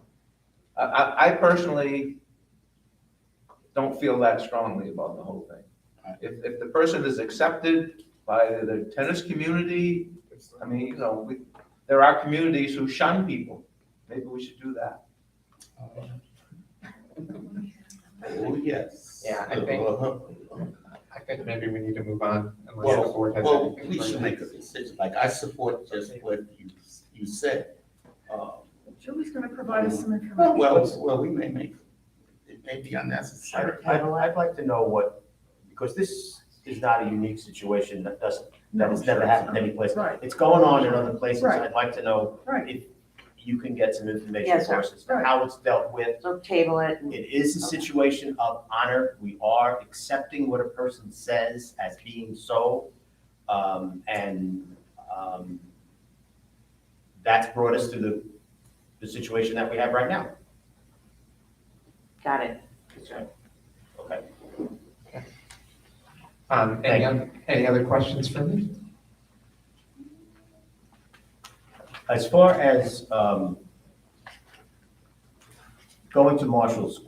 Yeah, do we want to jump to that agenda item as well? Yeah, in as much as, it's your time right now. Yes. Where do we stand? We've had these conversations, so the whole board can hear it now. Where do we stand in denying River Club privileges for people who are in arrears with their POA dues? In my heart of hearts, I believe I understand what the POA is trying to do. And I support that issue, but where do we stand legally with that? I wrote the board a memo. I know that POA has seen it. In fact, their counsel reached out to me late in the day on Friday. We have not talked to each other yet. I do not believe legally that it is something that we can do, and we've expressed that in the memo for a couple of reasons. I heard the comments from the POA president this morning, but when it comes down to it, we can talk about community and everything, but CDD owns this building, the POA does not. This is a CDD asset. I do not believe that we can utilize CDD asset to enforce or to accommodate POA violations. It's mixing apples and oranges. There is Attorney General opinions out there, which we allude to in our memo. Even if you put the we don't have covenant enforcement powers issue aside, which we all know that we don't. CDDs and other special districts like us are governed by, when you see the Attorney General opinions, the four corners of what our enabling legislation is. Our enabling legislation is Chapter 190. And we have certain powers enumerated in 190. This is not one of them. I do not believe that we have the ability, like I said, to mix the apples and oranges. What the POA can do from their end, I'm not POA counsel and I can't espouse on that. But in my opinion, what the CDD can do from our end has been expressed. And I don't think that if someone doesn't pay, it's a big difference if someone doesn't pay our River Club fees for our asset and we say that you cannot use it because you did not pay our fees. But if they don't pay their POA fees, then we're now crossing over and saying you can't use a CDD asset. I do not believe we can do that. Currently written, but your memo alludes to the fact that if we amend the establishing ordinance, which I took to mean the 2002 ordinance that. To amend the establishing ordinance, that would mean going back to the city and Yeah, asking them to grant us these powers. is that, how onerous is that? Onerous. It just is. It's not We'd impossible. have to hire other counsel, I guess, to do that, correct? Well, we have a conflict, yes. It's not impossible, but it would be difficult. And it's not something that's typically granted to a CDD. It's just not. That's why you have an HOA, and an HOA has remedies for it. That's my If question. you do not pay your HOA fees, then the HOA, POA can, they have options. They can put a lien on your property, they can foreclose on that lien, they can sue you for a personal judgment. If it's a covenant enforcement issue, your roof is dirty and you didn't clean it, they can file an injunction action against you. The POA has options. In the POA, I know we're one community, but we have different charges. That's why a POA exists. There's whole public versus private. We don't spend public funds on private property. We cannot do enforcement on the boardwalk. It's not ours. That's just where I fall. Okay. It's up to you, board. I mean, that's my opinion. And my associate, Dean Lewis, who did the research. The reason I brought it to you was to get an opinion. And again, though I understand where the POA wants to go with this, and though I sympathize with that, and Of course. it's something that we as a board, my opinion, simply cannot do.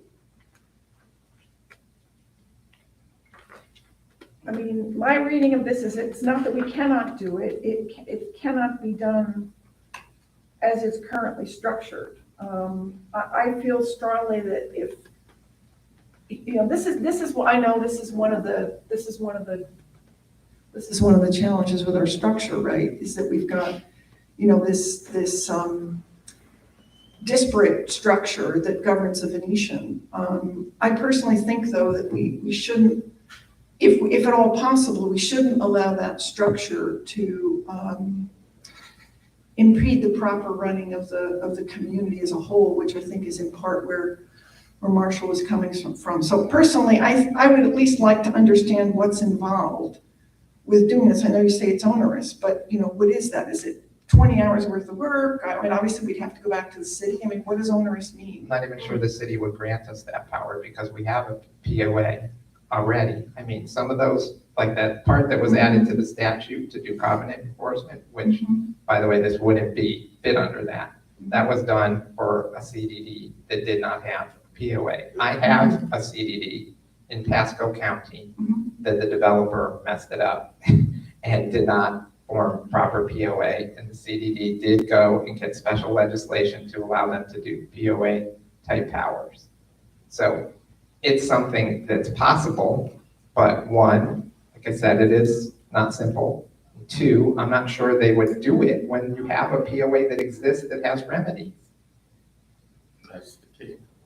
And the POA is the enforcement branch, so. So Jill, I didn't want to rule it out, and that's why we said it, but I think it's a tough road, and I don't have a crystal ball. But I So think it's a tough road. maybe it gets chucked back to Marshall.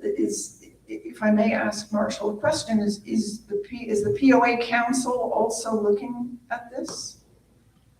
No, he hadn't gotten deeply into it. Why not? Why wouldn't that be the first person you go to ask? Well, I did ask him to look at it, but he just got hired, he's doing about 5 other things right now. He did, I don't mean to interrupt, but he did reach out to me late in the day on Friday, it was like 4:30, and I said I wasn't available, but I said I would call him today after the meeting. I said, actually, I have the meeting on Monday. Let me ask you this. If you don't want to use the River Club to support us, sell us the River Club. Yeah. Happy to. 26 million, it's yours. You ever paid for it to start with? Real estate's. But no, I mean, what you really got is an asset here, the Venetian. Marshall, excuse me, how big a problem are we talking about? Out of 1,377 doors, There's quite a few people. how many doors are in arrears? There are a lot of people that owe more than 2/4 of dues that are enjoying your River Club and Yeah. coming in. How many doors are in arrears? It obviously varies every day. No, yesterday, at the time you asked the question, how many were in arrears? I'm just trying to get a sense of magnitude. I don't know. All I can tell you is we see spreadsheets with lots of them. I think we need to have. Somebody ought to count them. We need to have the attorneys get together. Andy's gonna speak with, the attorney that represents the POA. And let's let them arm wrestle on this, but right now, I think that's the better way to go. Sorry. My comment was, I think it is separation of responsibilities. We each have different charters, we have different responsibilities, and there are avenues that the POA can use that I think those should be used first before we talk about intermingling what we do. But I think it sounds very messy to me. How many liens have been placed? None? I can't tell you that. We've just got a brand new lawyer. We got rid of the last one. Okay. And we're going to start all of that on all of the delinquent accounts. But while we're going through a lawsuit on each individual account, they're enjoying the use of our River Club. And they're enjoying the use of our things. How about turning over the if they pay their RFID, assessments, they have a right. Stuff to the POA and let us handle it. You don't, right now, I think you don't even know who we have to get who into the that people are. conversation with you right now, Marshall. But maybe that's something that we talk about at the workshop when the two boards are together. I do want to say that perhaps we don't need to go down this tangent, but there is reference in there to maintenance agreements and stuff. And at the time when Mr. Jasper was on the board, championed the cause, we did move what we could to the CDD, knowing that we have a much better collection rate for our assessments because we're on the roll. Right. So whereas we had a maintenance agreement in the past for the POA to maintain certain assets and things along those lines, we pulled back on that so that those figures came into our budget so that we were, in effect, increasing CDD assessments, decreasing POA assessments because we had a better collection rate. So we have already taken steps like that historically. Take back the assets that are ours so that we would manage them and maintain them. Because WCI had it set up differently. I think they had it set up differently, as is common with developers. They maintain control of the POA longer than the CDD. So they wanted to maintain control of assets longer. So we have taken those steps this year. And we get 100%. With this issue in mind, because our assessments are on the roll. Right. Okay. We are coming up to the 2-hour mark. Does anybody need a break? Yes. Anna, Thanks for sharing. Okay, we're did you gonna have take anything a, else before we break? Unless there's any questions, Any other questions questions? I have right Andy, now. Could be. Okay. we're gonna take a 10-minute break at Thank you. 11:25 a.m. Thanks, Andy. thank you.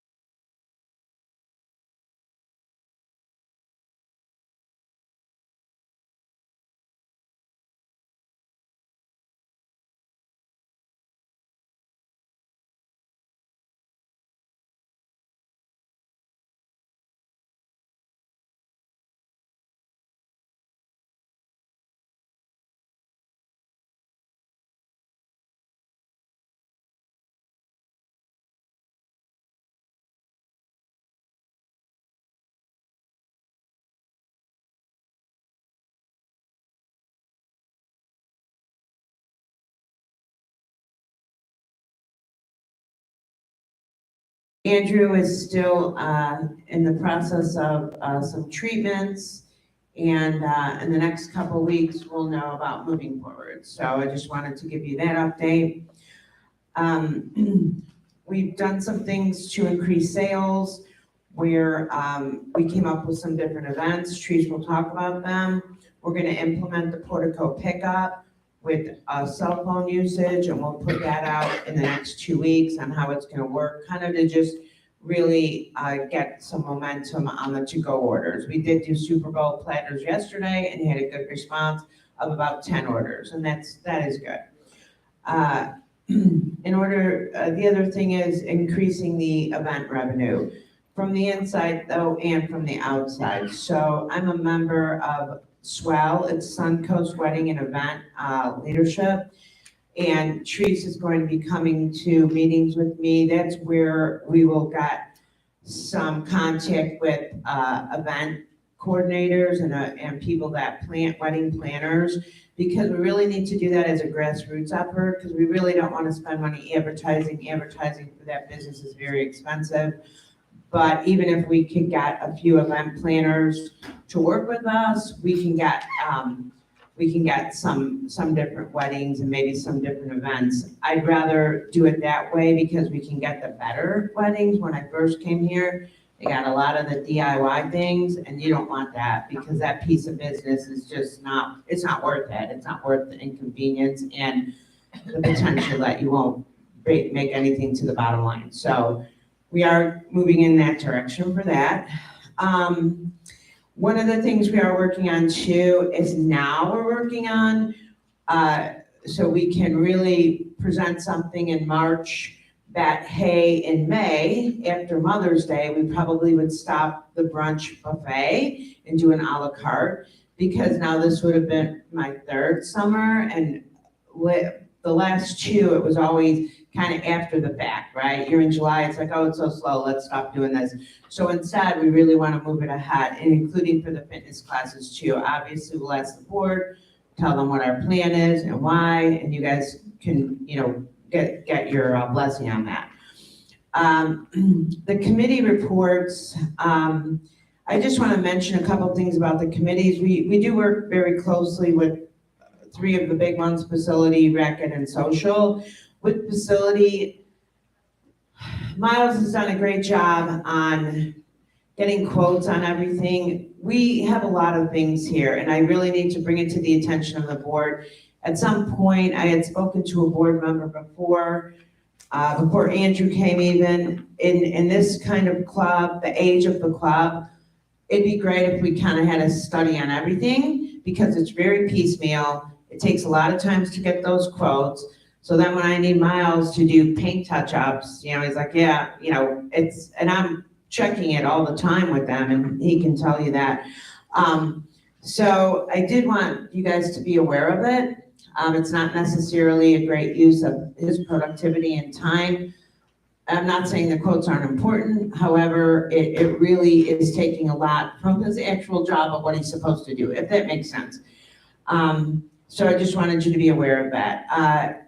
It's great, everyone brought up the security. Therese is going to start doing incident reports, because actually we had 2 Saturdays in a row. Last Saturday, I don't know if it was the same teenagers, was it the same ones?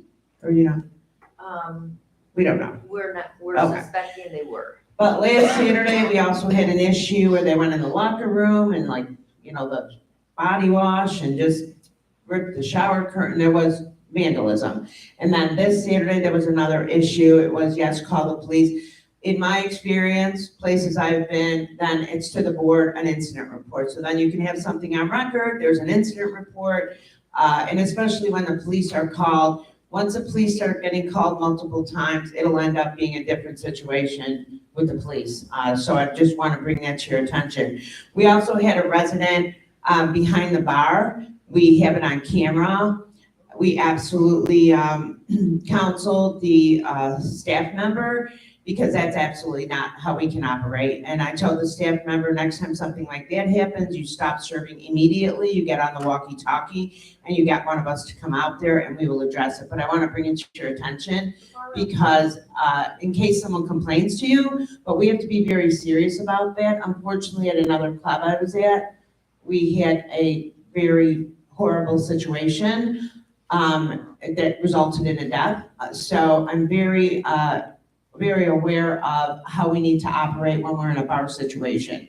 And I want you guys to be aware of that because again, and then Therese can tell you this as well, it was filmed and then it was put on Facebook. So to me, that is absolutely has to be addressed, to the utmost degree because we cannot have that kind of thing with the operation. And then, I'm sure you can Was that imagine that. inside or outside, Julie? Inside bar or outside bar? Outside. In his bathing suit, everyone's having fun. It's fun until obviously something happens, someone gets hurt, someone gets in a fight, then it really goes on the operation like, oh, you guys are over serving, you're doing this, you're doing that. And, that could potentially be true as well. However, we have to do our due diligence on an operational. Everyone always wants to be nice to everyone, but then we have that kind of situation. We don't know if something could happen. We're serving alcohol. I never know what anyone else is doing besides alcohol. And we trained our staff, they're ServSafe certified. You have to watch for other elements, even if I never even served anyone a drink, right? At this point, in this day and age, you don't know what anyone else is doing, so you have to be really diligent about that. I take it very seriously because of my experience, unfortunate experience. Just on that pickleball thing, Dave mentioned, and I'm gonna ask him to get a couple of prices. There's a windscreen we could put up on the north fence. It's like a lighter one. Apparently the ones that are on the L part, the other two fences are very, very heavy. If you have to remove them for the hurricane or a wind issue, it would take theoretically 20 hours of labor, very, very tough. Would you have to remove the whole fence? I don't know the wind, science behind it. He's checking everything so we can report that to you. So I'm just giving you an idea that we're gonna say, and it wouldn't be a lot of money. They're approximately like $600 or $700 just for the north fence to have some kind of screening as well. And then we talked about mandating the correct paddles as well to help mitigate the sound as well. And then the last thing I have for you is, in terms of the Jonas, yes, the contract, we are starting to work on the things that we will definitely, besides from the food and beverage aspect, that's a lot easier, but from the other aspect, because the whole thing about the resident, when they come in, who can do, it's gonna go to everything. It's all one system, so it's gonna be much different, and that's why we have to make sure we have the right methodology, like you said, on when someone moves in, how are they a resident, what's a deed, whatever the rules and regulations are gonna be, and then when they move out, what's that procedure, because we wanna turn off the RFID immediately. So we are looking into all of that. It really does take some coordination, and so that's why for that project, we talked about a project manager, and Ken asked for the org chart. Some of the people on that team will be our accounting department, another F&B professional from Kings Point, myself, and then someone, I worked with Ken, someone that actually has implemented Jonas in the last 2 years in an actual facility. So I went out to the CMAA, which is the Club Managers Association of America, and I got a couple references. I interviewed someone this weekend. Again, that's more just from a real life person that's using the system, and we're asking for, whatever it's gonna be, 20 hours, maybe on implementation and 10 hours prior to give some guidance, hey, don't do this, do this, do this. And they're way less expensive than using Jonas as additional training. So that's what I've got for you. Teresa's gonna talk a little bit about events. Any questions on what I just asked? I think the takeout is a great idea. I think the, opening up Yesterday, even though 10 people, it has to start someplace. Very good idea. Great, thank you. I want to know when the pizza oven's gonna be here. Working on the pizza. Well, we're excited. We're excited. Take this one. We're excited because I told Chef, hey, today we have to go to Ken told us about the best pizza place, Cecilia? I don't know how to say it, however you say it, but it's in Venice, so we want to check it out. But we are working on that as a capital, the pizza oven and the salamander, which you know what it is. So, yeah, very excited about that. But excited about like our brews, what is it called? The Brews, Blues, and Barbecue. Oh, we want to thank Miles because the bar he works in Sarasota, Big Top, donated some samples for us. And we do sell one here. And they donated about 6 other samples, report samples. So the residents had that, and we had music and more barbecue sauce than I ever liked in my life. I was clearing tables, had barbecue sauce all over. But it just showed, we had 120 people come out, right? It was a Saturday night, we would have been closed. So it was simple, it really wasn't like it was 2 weeks, it was planned, we put it out, people made reservations. So we're just constantly trying to get different ideas, and Teresa's gonna give you some ideas. I think this battery can just talk loud. I don't know, this is a new one. It's working. We can hear you. Beautiful. Okay, go ahead. All right. I'm Therese, Assistant Clubhouse Manager. What I wanted to also mention, we were talking about out at the Tiki Bar, because I was the management on duty for that. I did call the police, and I had 2 officers come out. One of the things that they told, because I did call the front gate did say that they can't do anything about, people coming in and violating anything in here. The police said, we need to call them. If the kids come back, if there's any other violators, our residents are not supposed to go and address it. I'm not supposed to go after them. I am supposed to call 911, keep an eye on them, and when they arrive, the police officers will handle it. Because the safety issue, you don't know if the kids, if they're slicing tires, they may have a knife, they may have a gun, they may come back. And they're like, this is our job to protect you. It's not the front gate, it's not your job, it's your job to call 911. So I just want you to know that we are doing the due diligence on that. Your safety is our #1 concern here, that's why we're here. And I will be filling out incident reports on both items so that we have paper trails going on with that. The other thing that leads up to this is we have people that come in 9 o'clock, 9:30, sitting in the hot tub, going swimming. It states right on the rules, right on all of our signage, that the pool is closed a half an hour after sunset or before sunset, and it opens a half an hour after sunrise. But the residents are not adhering to that, so you have parents and you also have kids that when I'm asking them to leave the pool, they give me a lot of guff, they're flipping me off, they're cussing and swearing and saying, who are you?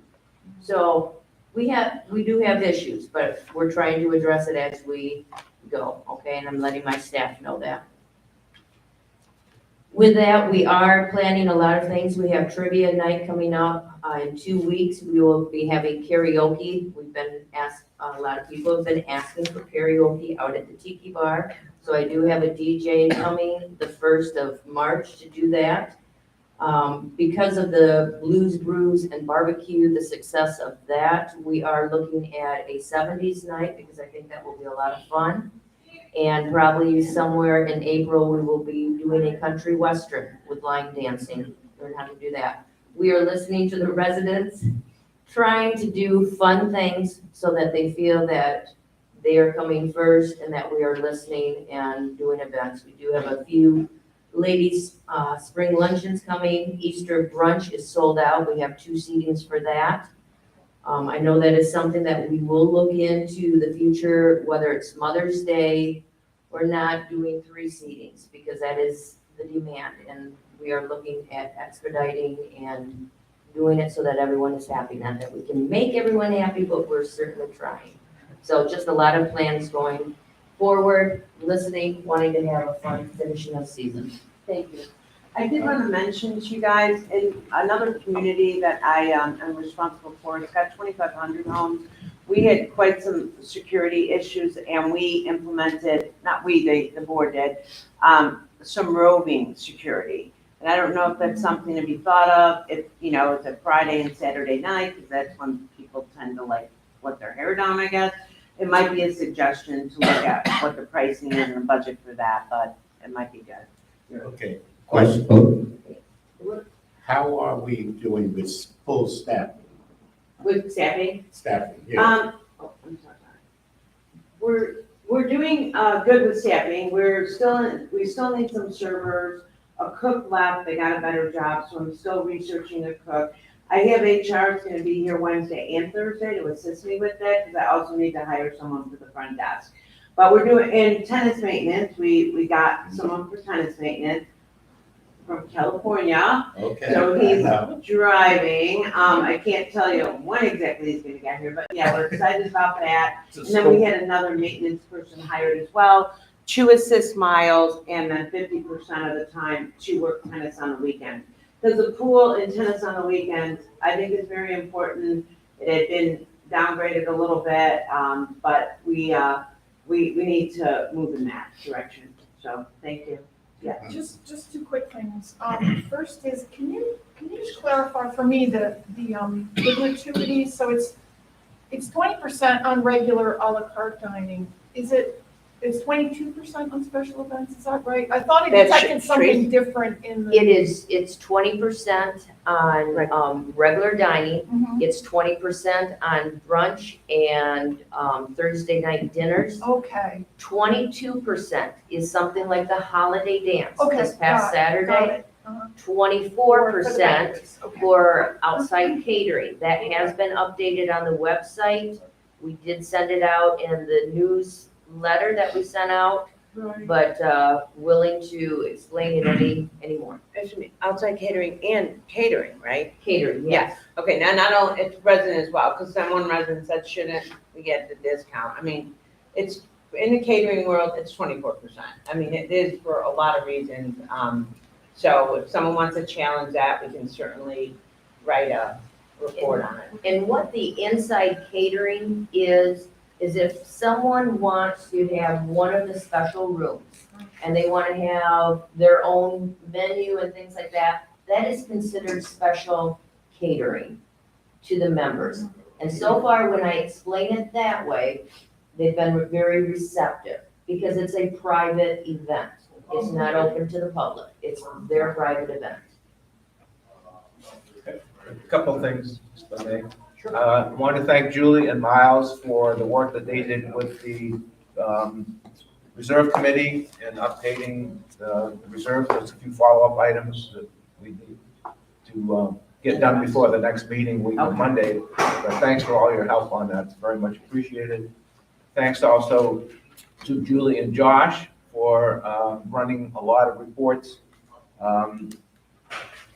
When I got the December results, I don't know what, you may have noticed it because of what I sent out yesterday. I was very surprised at the fact that food and beverage revenue was down almost 30% year over year for the fourth quarter, calendar quarter, first fiscal quarter. And I was taken aback by that and trying to figure out why. And it also comes back to a lot of the things we've been talking about tracking, but have not done a good job really getting into it. So with Julie and Josh's help on the reports, I was able to compile the information that went out to you guys yesterday. It's incomplete, as you saw, if you looked at it at all. There's some missing months, and again, we're trying to follow up on that to track covers, to track spending categories, so we can get a better handle on what's falling behind the cracks, between the cracks, and why aren't we doing a better job at pulling more demand. So it's an issue that we'll continue to pursue We need to make some system changes.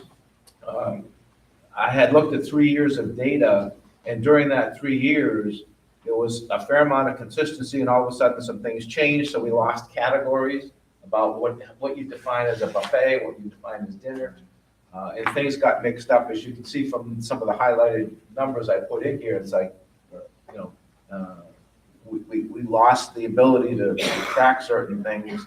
New categories showed up. So I have proposed particularly when we put in Jonas, but we don't have to wait for that, I proposed a set of categories to keep track of, saying if I'm running this as a business, what do I want to know about it? And that doesn't mean we can't keep track of other things as subsets of that, but at a minimum, we need these categories. So if you've got any suggestions or input into what I sent out, provide it to Julie, she can share it with me, and we'll just continue to get into it. Thank you. But Thank you for doing that. something's going on that we need to understand better. Thank Okay. Okay. Hello, everybody. So we're jumping at G, right? Okay. My name is Miles Cleary, and I do the facilities maintenance here. Next month will be my 2 anniversary, and it's been a pleasure working here. This is my 9th club I've been at, and it is very unique, but I have enjoyed it. So let's dive right in. Jill, I think we wanted to discuss when we were going to do the tile cleaning. Yes, yeah. So I have a quote from several floor cleaning companies. We're going to go with Stanley Steamer to do all of our tile. That's the hallways, locker rooms, bathrooms, showers, everything like that. And all the grout is to be sealed. So we were looking at a date that we would essentially close the club for 4 hours to handle that. So we have 3 windows, 8 to 12, 12 to 4, and 4 to 8, any day of the week. So I was thinking maybe a Monday or Tuesday when food and beverage is closed.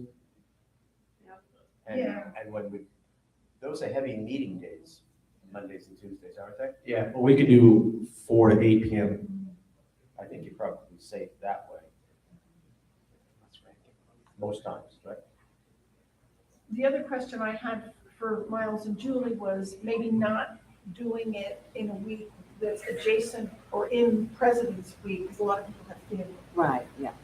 So to try to avoid, so we would do the 19th. School vacation week. Yeah, exactly, school vacation weeks. So Okay. just to push it a little bit. I mean, we could wait till beginning of summer if you'd like. No, Yeah, well, next week.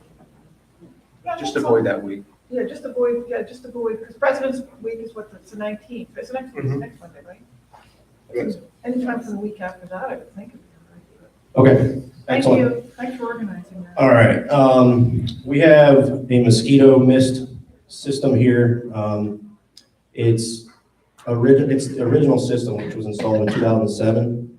A lot of the controllers, what it is basically a tank full of mosquito repellent, and there's a pump on top. All 3 of the pumps are outdated. They don't make them anymore. They don't make parts for them anymore. So the guys have been kind of piecing together a few of them to make sure they work. Right now, 2 of our systems are completely down. Those are the 2 at the Tiki Bar. And we have 1 back here that's running at about 75% efficiency. A lot of the Tiki Bar construction ripped up a lot of the tubing and nozzles out of the mulch areas around the pool deck. So I am presenting a quote to replace all 3 systems with brand new.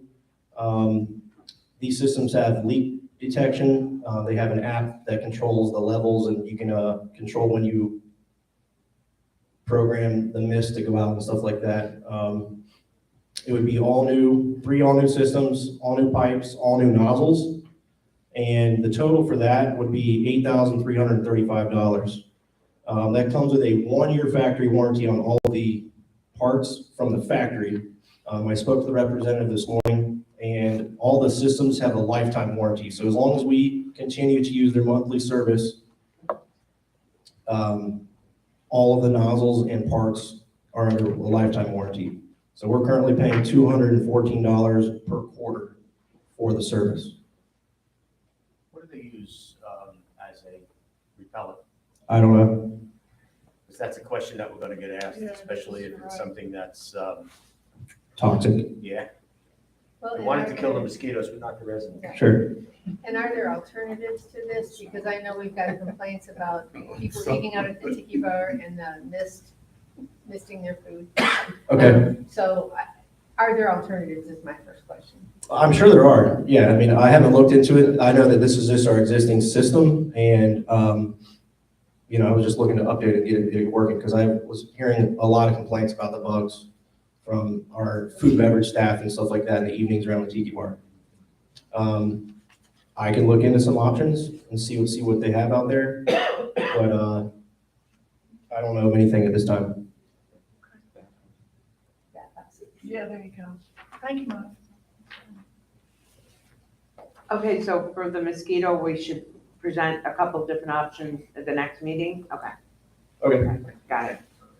And find out what the sort of chemical is. repellent is used and what are the, yeah, what kind of chemicals? Right, okay. I don't know. I'm breathing in. I think there's actually a citrus-based mosquito repellent, which is, Citronella. well, yeah, but there's specifically a citrus-based one that can be sprayed. Okay, I'll look into that. Okay. Our water softener out back is not working. The current system was installed in 2015 and has been outside in the sun for 8 years. The media tank is close to the end of life and out of warranty. The media is spent and the valves are outdated. It'd be more cost effective to replace the system instead of rebedding the media and attempting to rebuild the valve parts that may not be available. If the tank happens to leak anytime, a complete rebed would need to be done again with a new tank. So I got several quotes for a new water softener. I'm gonna recommend that we use the current company we use, which is Culligan. And the cost for a new system is $8,655. And that comes with a 5-year tank warranty and a 5-year valve warranty. I got some other quotes and they only have a 5-year tank warranty and a 3-year valve for right around the same cost. So I'm gonna recommend that we get a new water softener through Culligan. That's a reserve item, I assume. Well, interestingly enough, we just added it as an item, it was not separated, but it's in a lump sum with an equipment line that has about $40,000 every few years. So there's plenty of money in there for this $8,000. There's money in there, we added that, we added the mosquito mister, which was also not listed. We are trying to separate as many items as we can, so we're identifying specific needs. Okay. So it has been added, it was in the lump. But it can be covered, yeah. So we can have them do it. So we can have them do it. Yes. We need a motion on it? Well, I think it's in your spending authority, isn't it? No, it's $8,000. 8600. So I'll make a motion that we accept the contract from Culligan. Okay, do I need to get that signed by anybody today? By Rich. Is there a second? Second. Fabulous, thank you very much. Any Oh, I further haven't voted yet. discussion? Oh, vote. You have to vote. All those in favor, please state aye. Aye. You're welcome. All right, thanks, guys. Thank you. Okay, moving on, we have a air conditioner down. This air conditioner cools my office, Keith's office, and the men's locker room. So no problem. I have several quotes to replace. It's an older system. It was about $2,100 to repair it, and about $10,500 to replace. Due to the age of the system, I was just recommending that we just go ahead and replace it. The company that I would like to use is Veterinaire. We currently use them for our maintenance agreement, and I'm familiar with their staff, and their staff is also familiar with our facility and everything like that. I think one question somebody asked was, this is quoting a 3-ton unit, but in our reserve studies are only 5, there's no 3-ton unit in the reserve studies. Correct. I spoke with Ken earlier. We are going to be following up on that section of the reserve study. I believe it needs to be adjusted with a couple 3.5-ton units. Okay, There's several 3.5 ton, not 5, okay, so we'll get with got it, Miles and. understood. Yeah, Look so at that section. it is currently a 3.5-ton unit, and we're replacing it with a 3.5-ton unit. Okay. And that's a reserve item as well? Yes, So we can do it? yes, Do we have to include Keith's office too? no. Yeah, Miles, did you mention? Okay, let's do it. This was, they discussed this in October, but it was just never, right? Yeah, I believe that Andrew said he brought this up to your attention a few months ago, that you guys were leaning towards replacement. Okay. How old is the unit? I believe it's original. Original Yeah, unit. well, it has outlived its usefulness. So Yes. I would make a motion that we accept that contract from Veterinaire. Yes. Yep. Is there a second? Right? Any discussion? We're looking at replacing that one now and 4 more next year. Okay, so that one now at 10,000. 10,500, yep. 10,500, okay. Any other discussion? Can we call it? All those in favor, please state aye. Aye. That is all I have at this time. Thank you. So just to clarify, those two that you guys agreed, those are both reserved, and then we're gonna ask you to sign that, is that correct, Rich? Okay, thank you. You could give me the copy. Thank you, Miles. Thank you. Thank you. You're welcome. Should we move that on Peter? Well, because Pat's gonna be leaving, maybe we can move tennis up, but are we finished with the business items? No, No. We haven't even gotten into the business. Yeah, items I'm yet. sorry. District manager. Can we knock out the staff reports? I'll be brief. I have been working with FEMA on several of our projects. I did receive a communication from FEMA asking that we withdraw a few projects. The projects that they are requesting that we withdraw are the mailboxes, the pool equipment damage, the tennis court damages, and irrigation. So in the communication with FEMA, I requested for them to clarify exactly why they are requesting for us to remove these projects. I'm going to go into each one so that you are aware of what their response is. The first one is for the mailboxes. Given the cost, they're telling me that to be eligible, a community development district must own and be legally responsible for the maintenance and operation of an eligible facility. Because of the cost involved, FEMA does not process project applications under the minimum threshold. So it would be $3,500, but my understanding from the program delivery manager is regardless, this is something that would most likely be denied. Okay. The second project, the pool equipment damages, I did mention to the board that the program delivery manager was asking me a lot of questions regarding the fee for non-residents, non-users. FEMA has responded and they have determined that they consider the provision of services with a high membership initiation fee or high annual dues to be restrictive to certain populations. FEMA may consider the provision of services with a low fee, but they do not provide what that fee is. That only covers administrative processing costs or a fee that can be waived upon demonstration of need to be accessible to the general public. Additionally, any member fees must meet several criteria. So they outline the criteria. The criteria is that it's nominal, are waived when an individual can show the inability to pay, are not of such magnitude to preclude use by a significant portion of the community, and does not exceed what is appropriate based on other facilities used for similar services. How much is that I have to go into the damage inventory. Give me 1 second. roughly?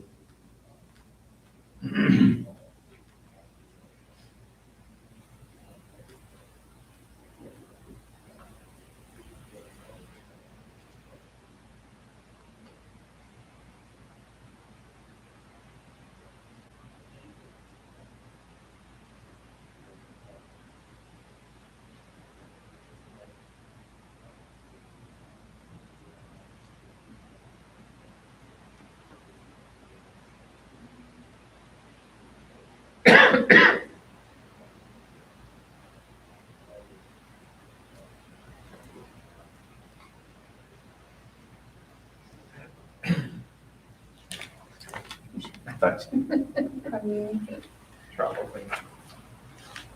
Order of magnitude.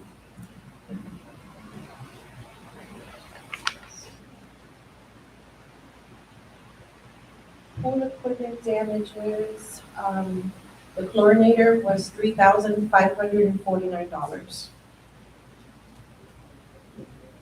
All right, so again, a smaller amount. Smaller amount. Yeah, that's all it is. All right. The next one, tennis courts, is they have come to the same conclusion with the tennis courts, same thing as the pool. And irrigation, irrigation was a different conclusion because it's not potable water. I have been working with the program delivery manager on several requests for information. This has become so tedious. I actually have to acknowledge the work of the HRT team as it relates to documentation and photographs. I sorted through about 250 photographs, trying to obtain additional information that FEMA wanted me to upload into the portal. They wanted a picture of every single sign, every single base, every single item that was signage wise. So, I was able to obtain several pictures and upload them into the portal. Now I'm being asked for specifics for every single sign, what the issue was for every single sign, where the signs were taken, where they were dumped. So this is just a little preview of what we're working with right now as it relates to the signage. I will have to withdraw the projects with the state, given what they've said, unless the board deems that you want to continue with these projects. But the likelihood is that you're going to receive a denial. They're gonna be denied, so spinning your wheels. Yes, so I did tell the program delivery manager that I was not going to withdraw the projects until I had a conversation with the board. They all seem to be items that are gonna be denied anyway, so let's be proactive on this and not waste your time anymore. And the total of all those was roughly what we like. I don't have them in total, but I can. Not more than. It'd be under Small 15,000. Under 15,000, I would say. Yeah, I should let it go. Yes. So as we continue working with FEMA, I will give the board updates. We haven't gotten into the damage portion of landscaping and all of the removals. Right. I do expect that to be interesting. I received how many pages? 15 pages? A 15-page set of questions from another district as it relates to debris removal. I was even asked for this one district to provide a number of how many limbs were cut along a sidewalk. So they're really getting into a lot of detail. There's a lot of back and forth. There's no way that in the middle of a disaster, any contractor is going to stand out there counting every single limb that is being cleared in order, to ensure public safety. So it is going to be challenging. To the next storm. It is going to be challenging to say the least. A more exact record. We do This is have, ridiculous. we do have a meeting scheduled for next week where I will be on Teams with the program delivery manager. I'll provide the board with an update after. We have a meeting scheduled for February 26th. Are we going to be holding that meeting? Or will it just be a workshop? One of the things that works well, I believe, and I don't know how my fellow supervisors feel, is prior to a meeting to have a workshop. It makes it a little more efficient. So I don't know if there's a meeting, important enough to have a meeting on the 26th. I think we can push it later. That's my opinion. Next one's what, March 11th? March 11th at 9:30. I think it's possible, it's one of the reasons our meetings are so long, is that we're only doing it once a month, but just throwing it out there. Can we make that decision at the end of this meeting? Yeah. See, Yeah. once we get it through. I'm happy at the March 11th meeting, but I have Regina on my mind. Okay. I like her. I told her so. She looks good. Any questions for me? Just a quick thing, Belinda. I had seen the emails from Mr. Goodman on the financials, and there's still one jumbled set of financials. Maybe it's just easier to take them off the website. No, here's what's happening. I don't necessarily agree with the comment that this has been there for a year. Not even the website company knows how long this has happened, and it wasn't on every single financial statement. We're being told that it's a cache issue on the user's computer, depending on the browser that they're using. So, for example, when I go in, I may see them perfectly, but if there's an issue of cache with your computer will see them differently. So what we did was, we had Campus Suites re-upload every single financial, and we provided the format versus going in and uploading it. And they re-uploaded everything, and they've been checked, and there's nothing. There was only one set that was jumbled. It was, on mine, it was weird. Exactly. I only saw one as well. Oh, okay. But We since have then, weird it's been systems. fixed. When it was brought to my attention, we opened the ticket, you know. They have no explanation as to what's happening on the user side. Okay. Any other questions for me? I did send the board an announcement about our new partnership. It's very new. I don't have much information other than what I've provided. As we go along, if I do hear additional things, I will definitely pass it on to the board. So you're expanding your property management. Pretty much. They do not manage community development districts. This is very new to them. And it's not an acquisition, it's a joint venture. It's a joint venture, it's not an acquisition. Do you want to finish the last one on Campus Suites and then? It's just the quarterly compliance report. Looks This is clean. just their scan where they scanned for ADA compliance. That's pretty much it. So it's clean. You have nothing to According to concern about? Campus Suites, it is. Okay. Okay, moving on. We now have item number 4A, which is the consideration of the Allied Universal Security Services proposals. These are behind tab number 3 for your review. Can we, there was a request to move up the tennis because Pat Hinch has to leave.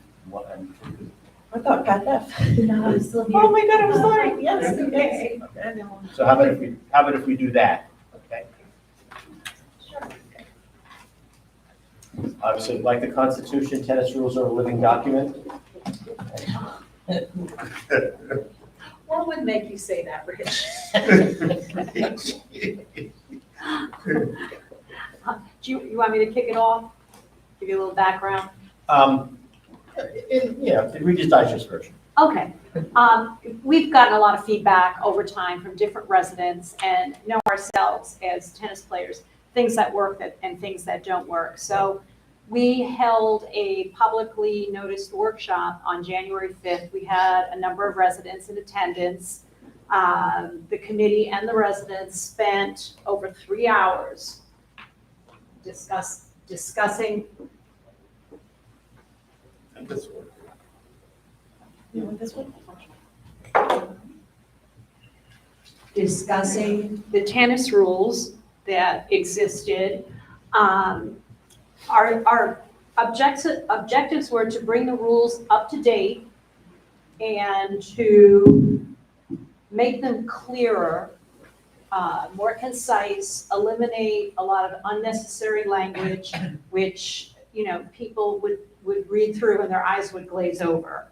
The committee unanimously voted to approve the recommendations that we made to you. Julie Cortina has reviewed them and has no questions or concerns, and Dave Freeman is on board. So we're basically, as the summary page says, recommending rescinding a number of rules, amending a number of rules, and then adding 3 new ones. I'm sure you've all had a chance to read the document as we presented it, and I'll be happy to answer any questions that you have. And board, I alluded to this earlier, and I've spoken with Ernest about it. I do think that we need to go through the rulemaking process. So if this is something that the board is interested in moving forward with, I think that the appropriate action today would be just a motion to authorize staff to proceed with the rulemaking, and then we can notice a public hearing, and public will have an opportunity to comment, as well as the board members, on these proposed changes. And I also, in talking with Ernest, I think that they may be bringing forward some pickleball rules as well, so we can wrap it all up at the same time.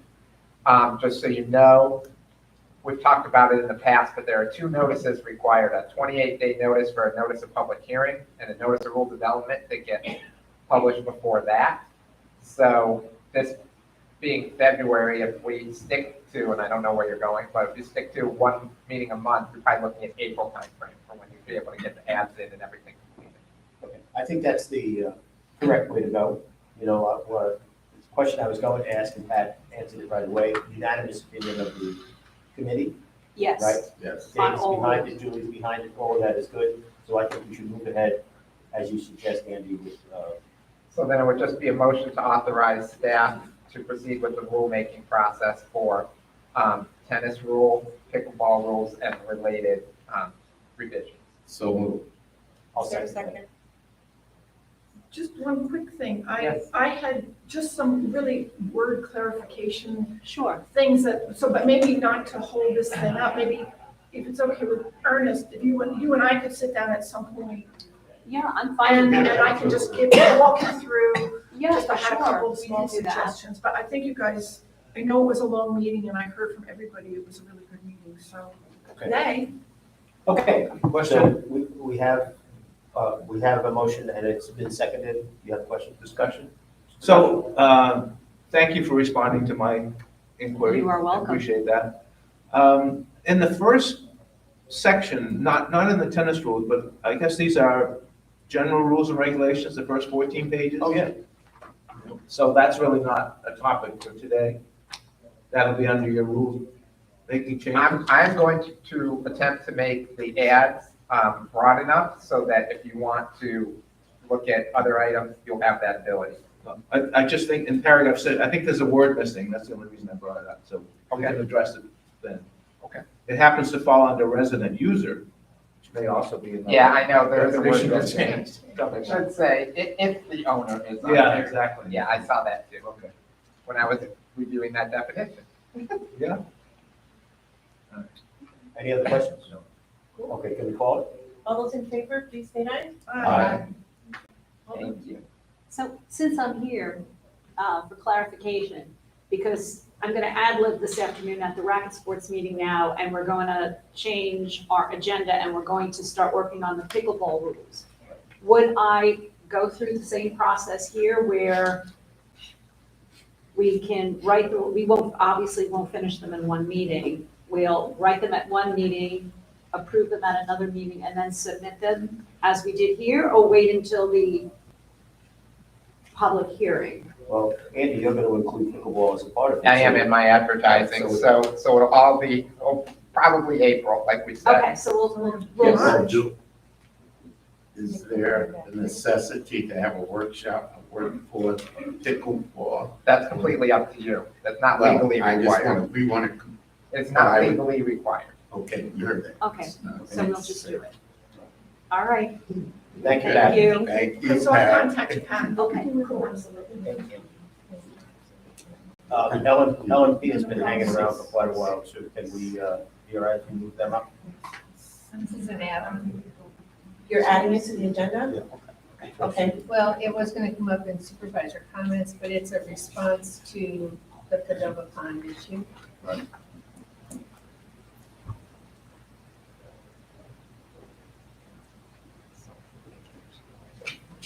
I wonder if I have a copy. This is. Okay, oh, that one's, Okay. yeah, pass it up. So this is the hedge along the lake at the end of Padova, which is CDD property. We have been looking at this, I think a number, if not all of us have gone out there to look at it. And the landscape committee had recommended consistent handling as with all the other ponds, which would be fix the trees and put sod in. However, after we all went out and looked at it, I think when we talked about it in the workshop, we felt that this proposal by LMP would be more appropriate, which is to take out the hedge and put in some palms. Remember this one, Bill? Yeah, is it the cat palm hedge? Yeah, exactly. Yeah. Exactly. So because if you don't have a hedge there, they can see directly to the service road. So there's actually no blockage at all. So this proposal is for $25,000. And if you have questions, LMP is here as well to answer. As we discussed at the workshop, my own opinion is this is something that needs to be done. I don't think putting sod in there is the way to go. Sod is simply a maintenance issue. It's not a Florida-friendly issue, and I think that we need to reestablish the border fence as much as we can for the sake of everybody that lives there and the community itself. So with that said, I would make a recommendation that we accept this contract. Supervisors, if you're going to take action on this, because it's not an item on the agenda, then we need to open it up for public comment, but for this item only. Right. So how about if we open it up for public comment?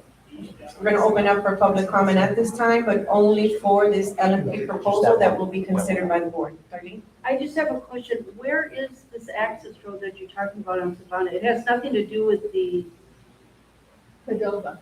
It's the Shell Road, Darlene. The Behind access it. road is the Shell Road. Behind, like between Padova and Willow Chase. Okay, so that has nothing to do with all of these things that is going on currently with the POA and the buffer that the city is No. going to provide, No. right? No. Okay, that's all I want to know. Thank you so much. Any other Any other public public comments? comments? All right, I'll make a motion that we close public comments. Public comment is now closed for this item only. Okay. We would need a motion to I'll approve the make a motion. proposal. Is there a second? Second. And I just, of course, have something to say. Are we sure that, because they have not actually laid the pipe yet on that portion of the Shell Road, are we sure where we're printing, or would be, sorry, planting, is not gonna be ripped up by the city? We're sure? It's way inside. Okay, all right, because I didn't go on the other side, I was just on this side. And then, as we talked in the workshop, then I think what I would just want to ensure is that to the degree that they can, that the landscape committee and LMP could help us address the rest of the perimeter issues, just so the other perimeter folks on the It's perimeter. on perimeter, Yeah, so we yeah. will go down. That's not gonna be forgotten. Okay, because I calculated, we've got about 20% of the people actually live on the perimeter, so. Okay.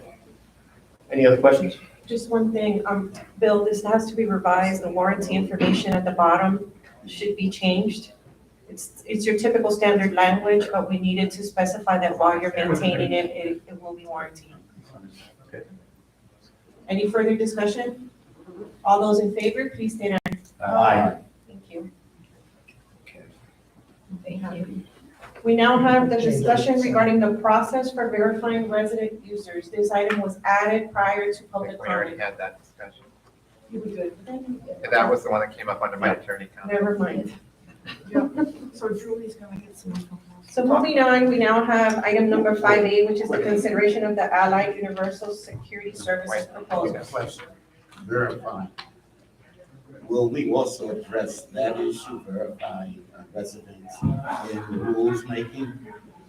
Because we may come up with Can, some. If you do. we can, it's time to do it. That's right. Yeah, Okay. my plan, like I said, is to make that ad Right. very broad, so we can discuss a number of All right. things. I won't just say pickleball. And that gives us time to sort of move. Yeah. Okay, And- address that issue. Nice. Okay. Allied Allied? proposal? So Allied did provide the options requested. And the difference is $51,000 Um, approximately between.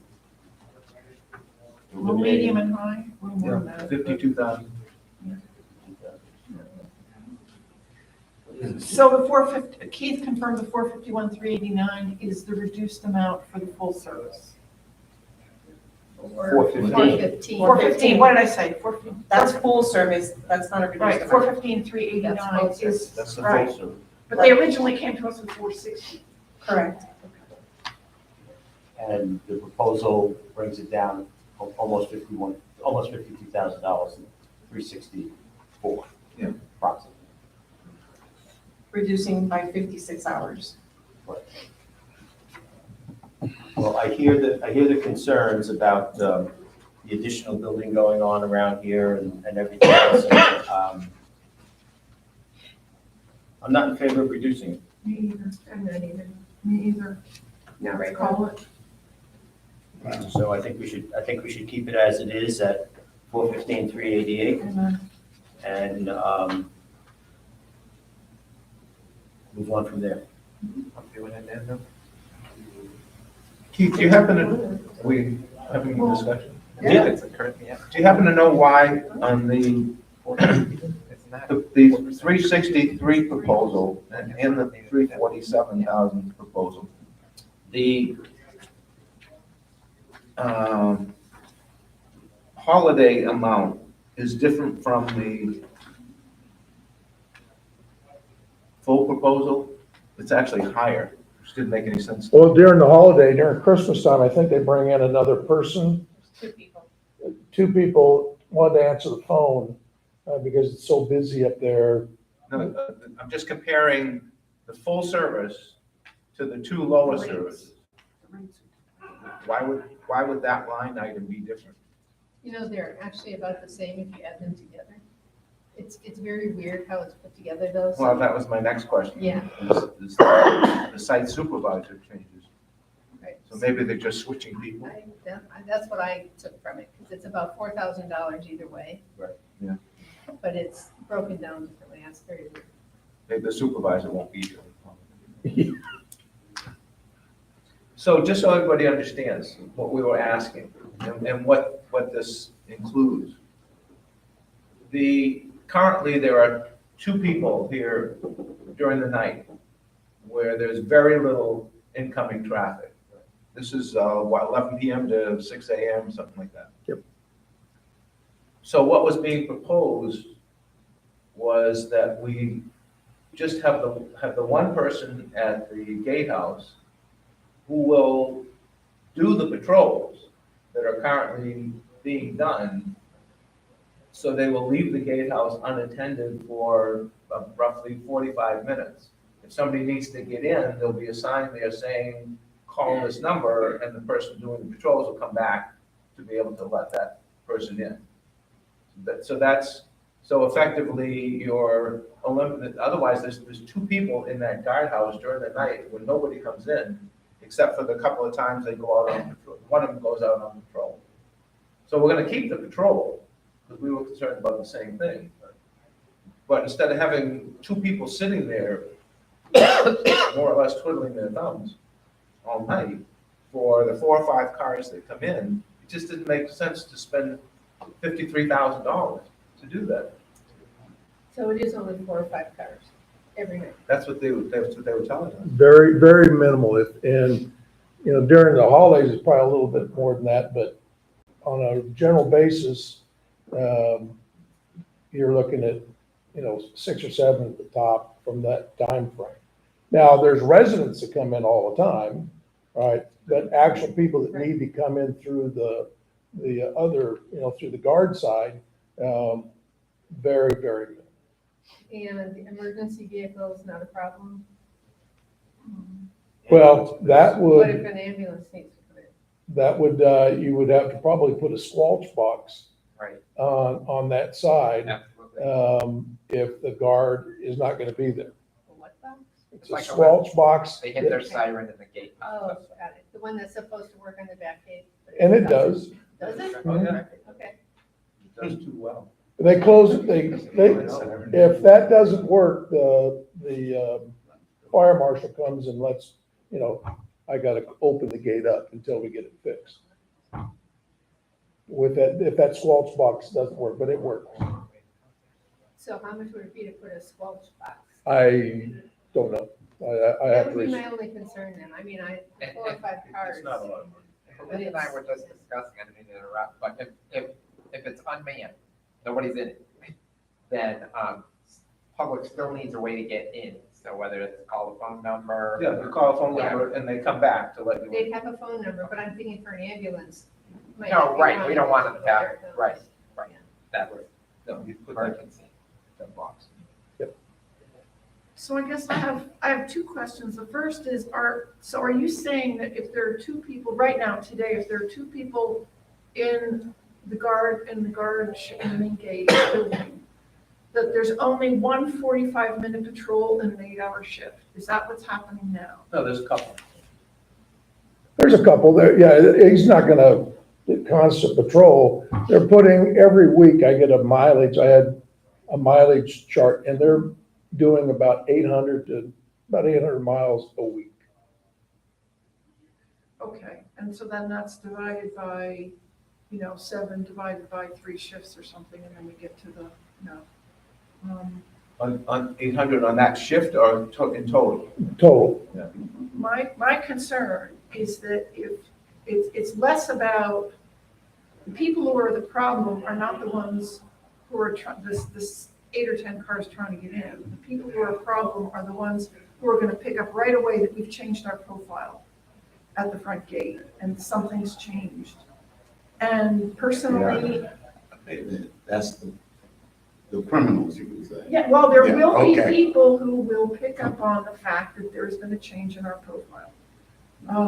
I personally, maybe we need to have overnight, or they need to be out more, maybe. I mean, is there a cost to us if we're paying for the vehicle? I mean, if we have them do more patrols at night. No, I mean, I can tell them to, never be at the gatehouse, that they need to be Right, constant okay. patrol. That's If not you're gonna have 2 people there, why wouldn't the one be on constant patrol? I agree. Could do it. And so, because it's just my personal view is, I don't think we need less presence, I think we need more presence. Just my 2 cents. Just from the comments that were made during public comment, it's clear that there are a number of people in here who still don't understand, we don't have security. Yeah. And we True. can't keep You're right. anybody out. You're right, you're right. Well, it says right on here, Venetian CDD security budget. We know that they're privacy officers. However, the thing that stands out in my mind, and I said right from the beginning, the $52,000, I'm not convinced that we need to do this. If an ambulance comes through, that ambulance needs to get to where it's going as quickly as possible, and that $51,000 becomes pennies. Sure, that's why you put in a squad car. So that's $38 a year per household year savings. I think we should look at using the services and making them more effective rather than nickel and diming it and saving. I'm not saying it's nickels and dimes, but it's an awful lot of people moved here specifically because we have a 24/7 gate, and I think this is making a fundamental change, and I'm very much against it.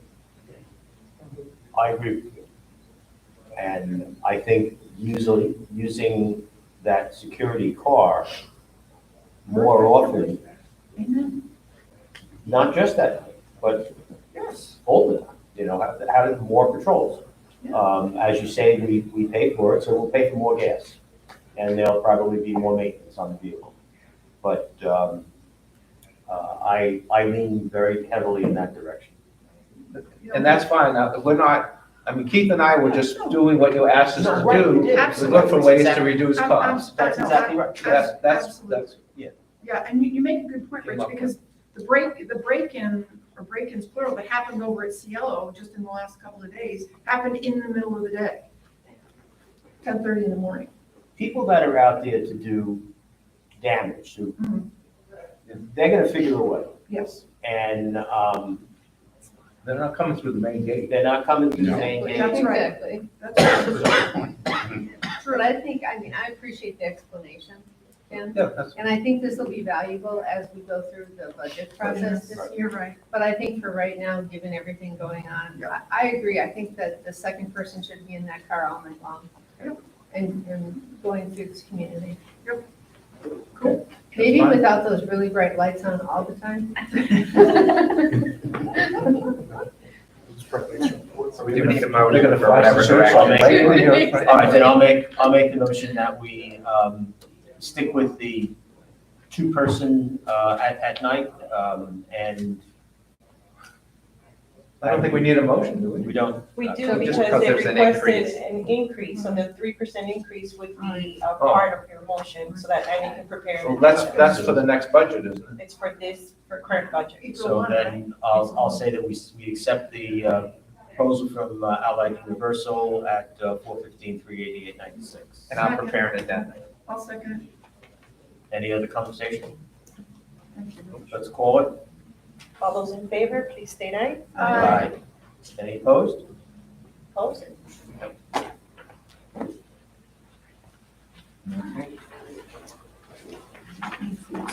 right. I have one question on security. We heard during the public session about the demeanor of the officers. That needs to be addressed. I made a note. It'll be on the follow-up sheet. Okay. And moving forward, we now have item number 5B, which is the discussion and consideration of the proposals for surveys. This was provided by Jill via separate cover. Jill, did you want to cover this? Yes, we actually covered most of it, Belinda, in the workshop. So what we're looking at, if memory serves, is going forward with the proposal from Club Insights to conduct a resident survey. The amount is, I don't think we fully discussed, I mean, the amount of the survey was $7,500, and then there's an option for an in-person presentation, which was another $1,500. There may be some fees for paper submissions, so should we do a not to exceed? Well, How do we do this? let's go back to the presentation to find out if they have some sort of a video program that can be done electronically. Right, All oh, that's right, homeowners, yeah. And what that cost would be, but we could go with the 1,500 as a not to exceed. So we have Okay. 7,500 plus 15, and then a few bucks for people who don't Right. fill out electronically. Right, correct. $2.50 a person, right? Yes. Not to exceed 10,000? Not to exceed 10,000. Okay, so I'm gonna make that motion. I'll second that. Do we need anything? Sorry, I caught you with your mouth full. You can just nod.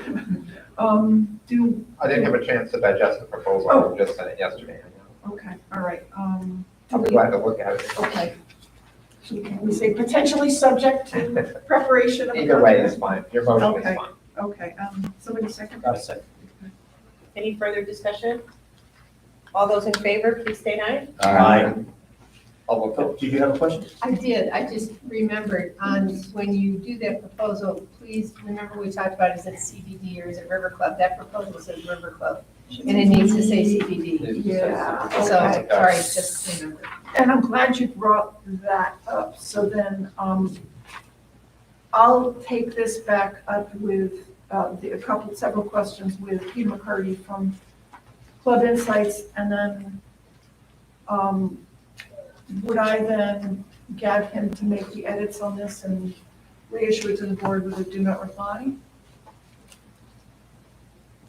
I don't even think, I thought you as board members, but As long I as think it's they trust CDD, you, Jill. As long as it's CDD, I'm, Okay, and the little changes. okay, I will, okay. Fair enough. I don't want to say aye. Did you vote?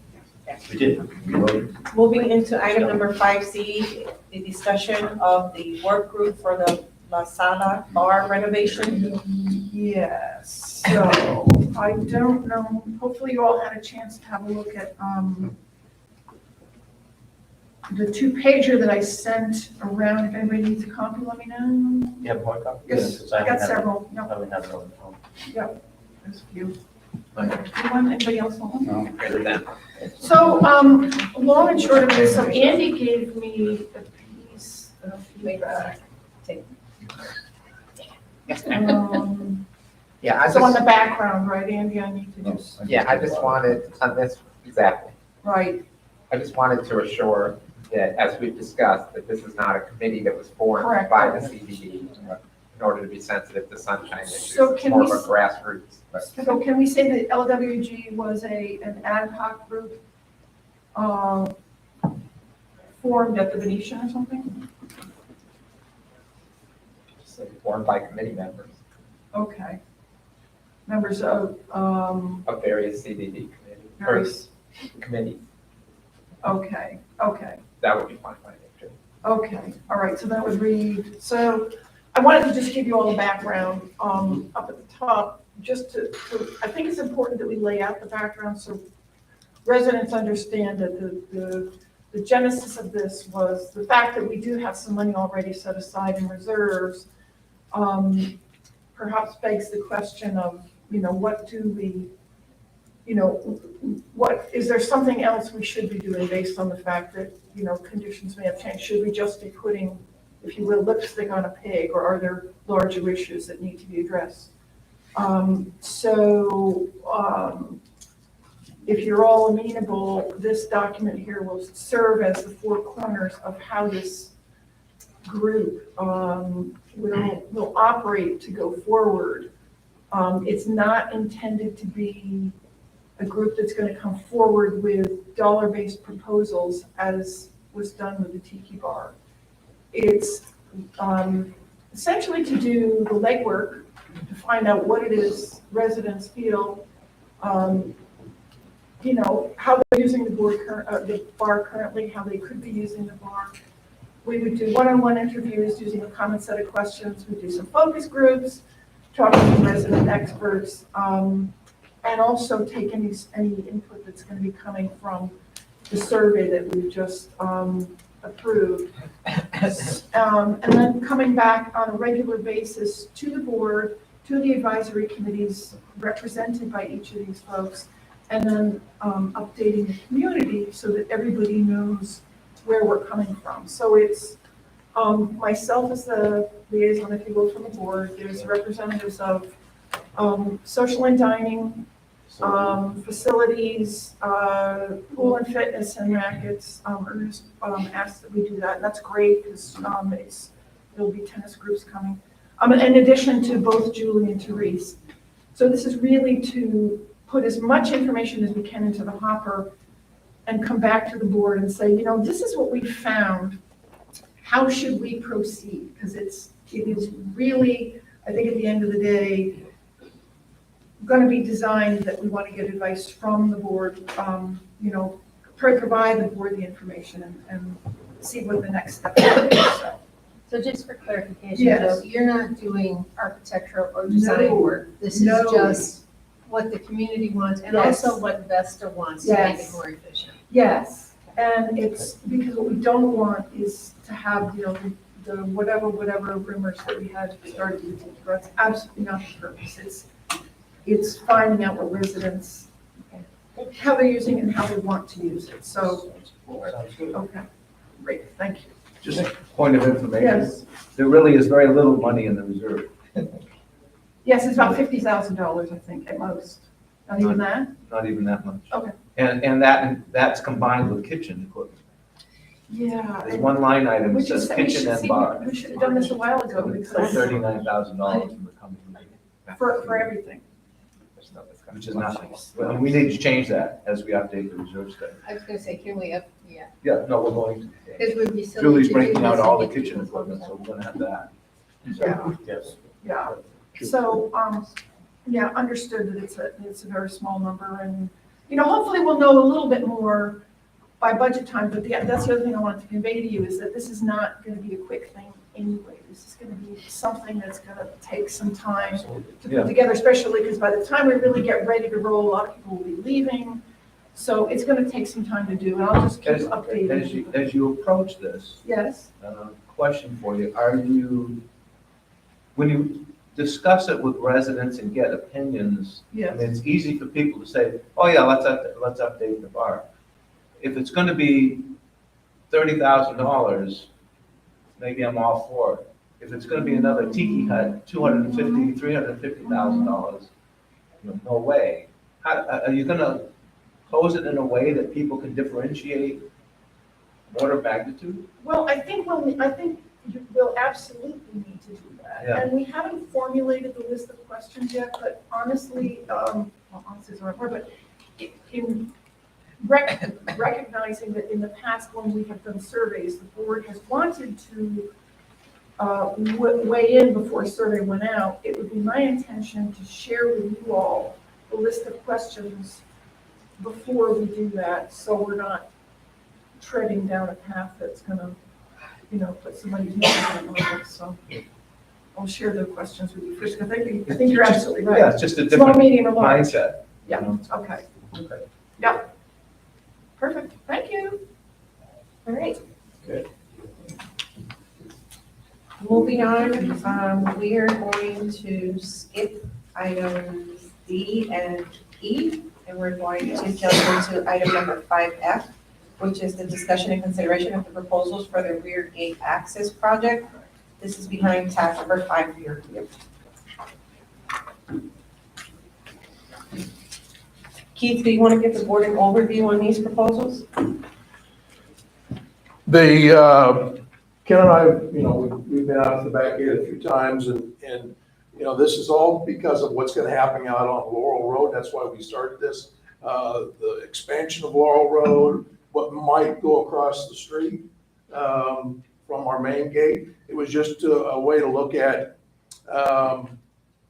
what we can do to, help move traffic, and in and out of the property for the residents themselves. That's what the back gate, we're talking about is just, it'll be an egress and ingress just for residents, not for, vendors or anything like that. You have to have an RFID to come in that gate, okay?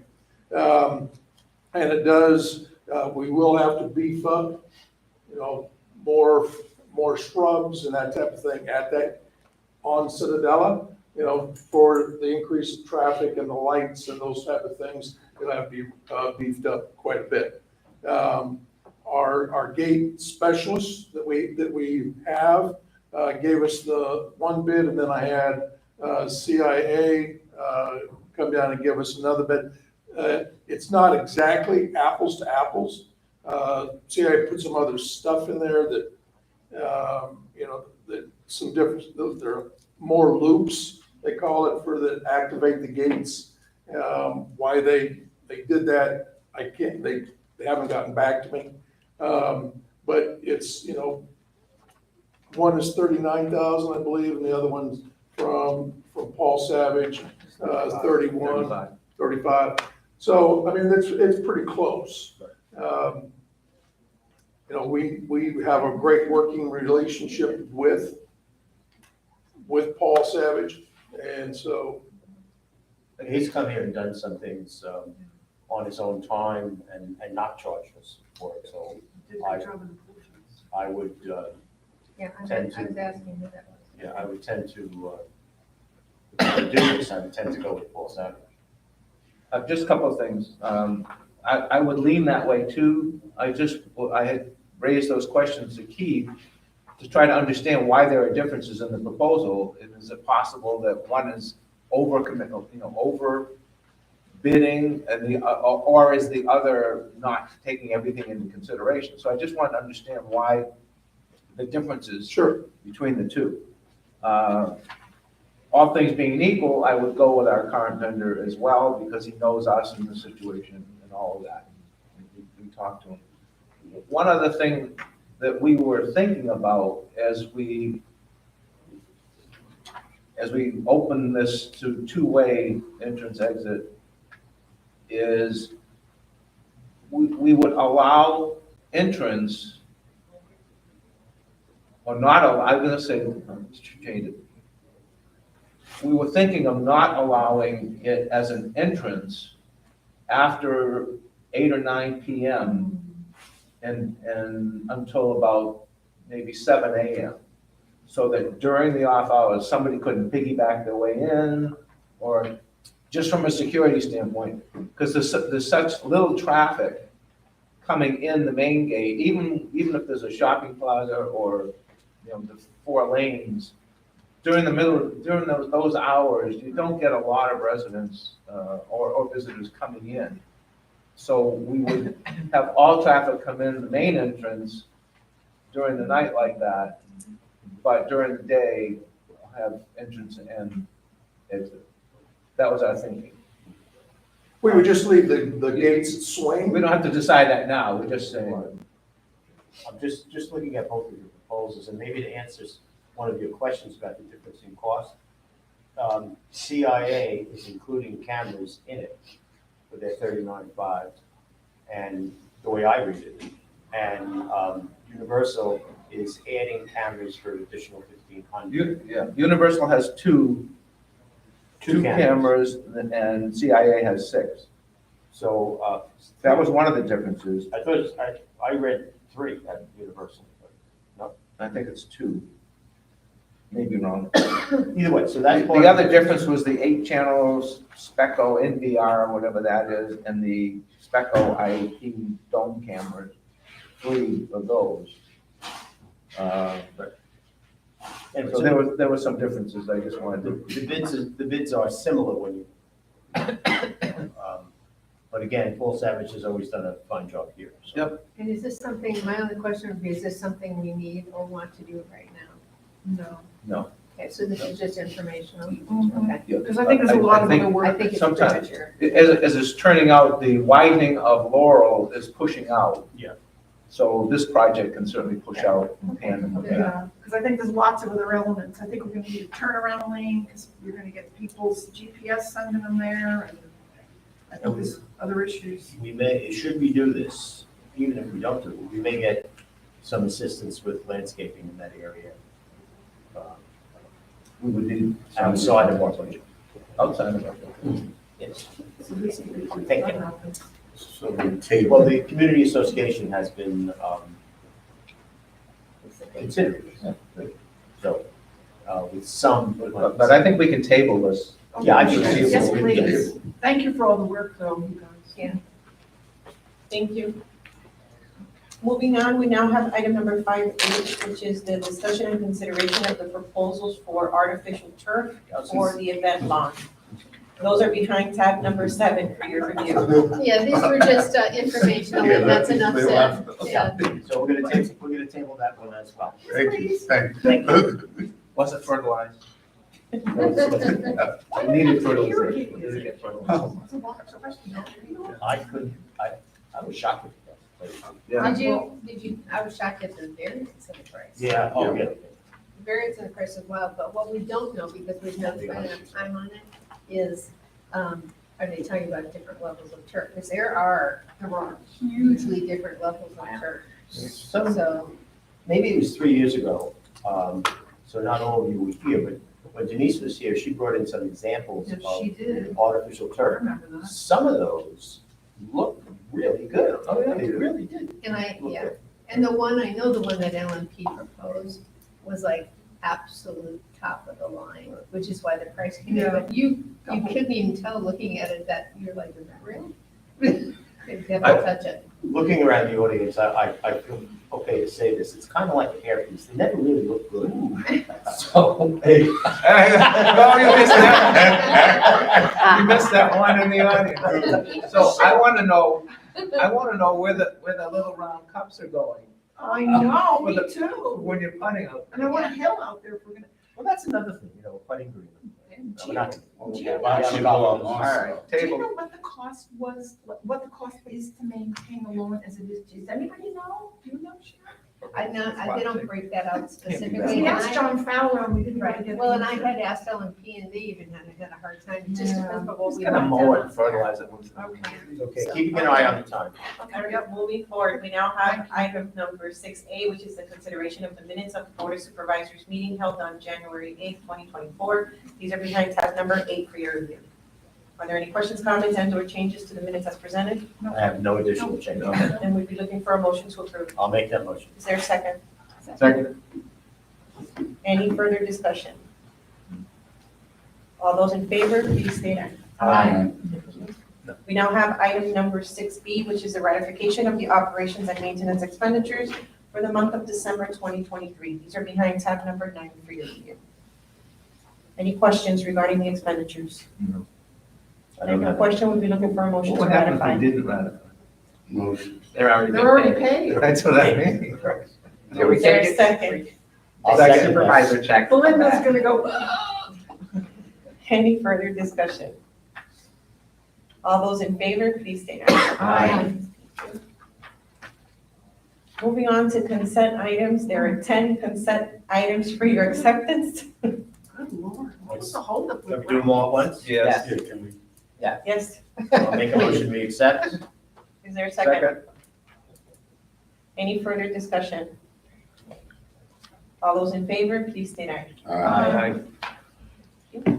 Supervisor requests or comments? Are there any supervisor requests or comments? I spoke with the gentleman that offered the piano.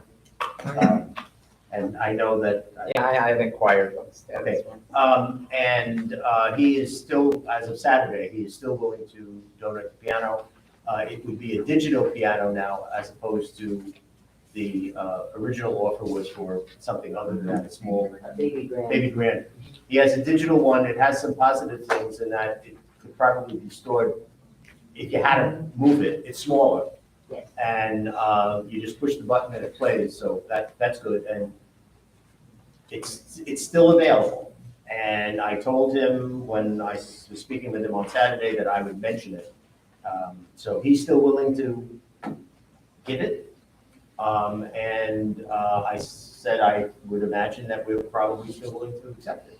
How do we protect it? I guess is my question. Well, that's, Is he giving it to us or Yeah. letting us use it? Letting us use it. it's a loan. It's a long-term loan. I think he's looking for a place to put it. But he's got a couple of pianos. I got a pool table right Yeah. I can put it in my office, but I can't put a pool table in my office. But you'd like to. Maybe. So, just so that it's still something that we're trying to finalize, but again, he's still willing. Well, practically, what are we gonna do with it? What would we do with it? Okay, I can see it being in the bar and people come in. Provide some music, even during dinner hours, you could play food. Oh, plays by itself? Yeah. My husband was so annoying. He I and his mean, but we wife, have he and his electronics. wife also come out and have drinks on Friday Oh, night. yeah. And I would assume that he would probably want to play for, I Oh, mean, that's just a good. for entertainment, because he enjoys that. Put it in the bar then? Probably, he would, if I put it in my office and kept it, he would come in on Friday night and say, hey, can I have the piano? I want to play for a little bit. And we. Then I'll be liable for it. I mean, it's just a digital, so it's not gonna be anything big. The baby grand would have been a hard Baby thing. grand I was looking for. What's it worth? It's a keyboard, basically. Yeah, so what's it Probably worth? $300. I have no idea. I have no idea monetarily what it's worth. Do you want to ask the piano guy? I mean, what type of agreement then are we looking for, like the whole harmless? I mean, if it's only worth $300, At a minimum, I my could spend a couple hours. question is, where are you going to put it? We don't have any room in the solid. She wasn't kidding about her office. Wow. Behind the bar. I can see as you walk into a solid in that cove there, In the you other. can put it. People can More listen. trouble than it's worth. I don't know. Can we find out what the value is and exactly how big it I'll is see if I can find out some before more, we decide? find out some more information about it, but just so that it's something that we're still on the radar. And we said at the end of the meeting, we would decide whether or not the 26th, I don't think we need it. The only thing that I would have for the 26th would be this thing we discussed about getting the landscaping started on the River Club here.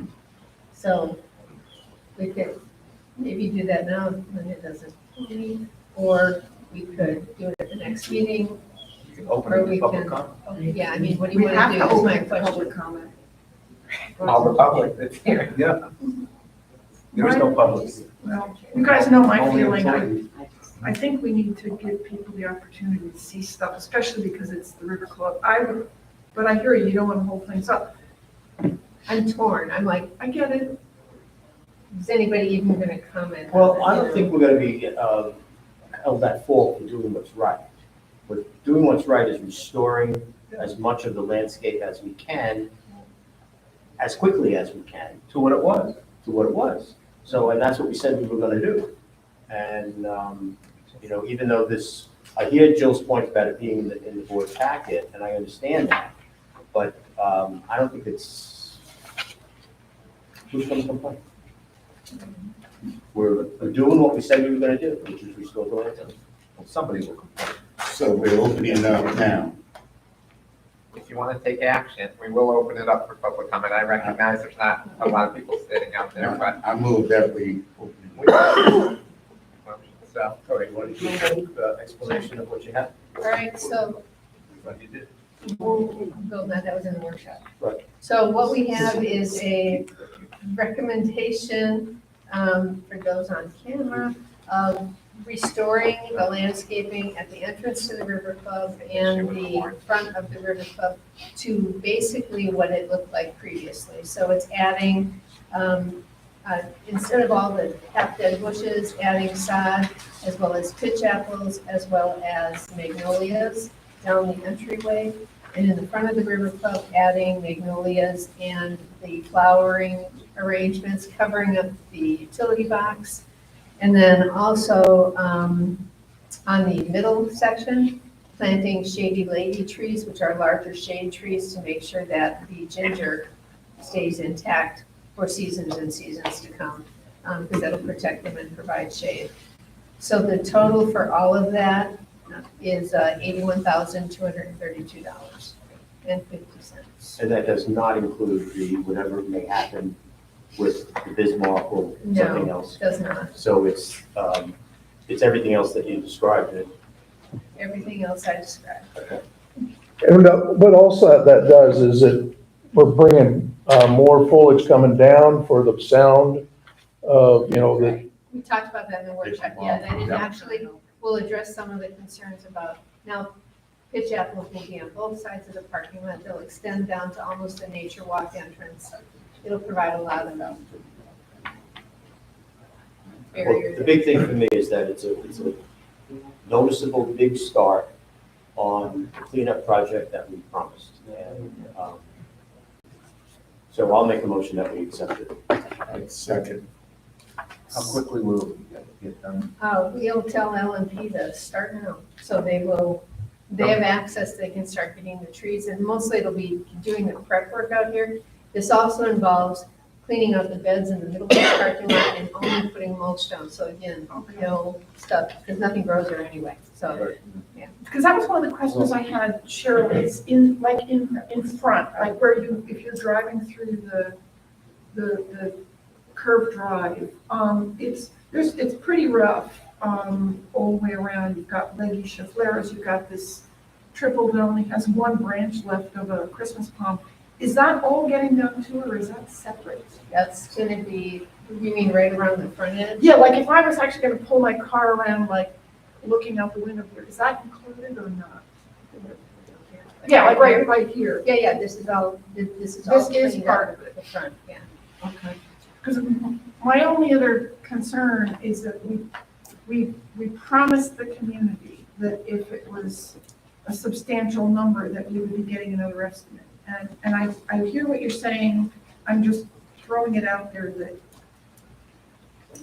we're doing something that we said we weren't gonna do, which is going for a salt vendor.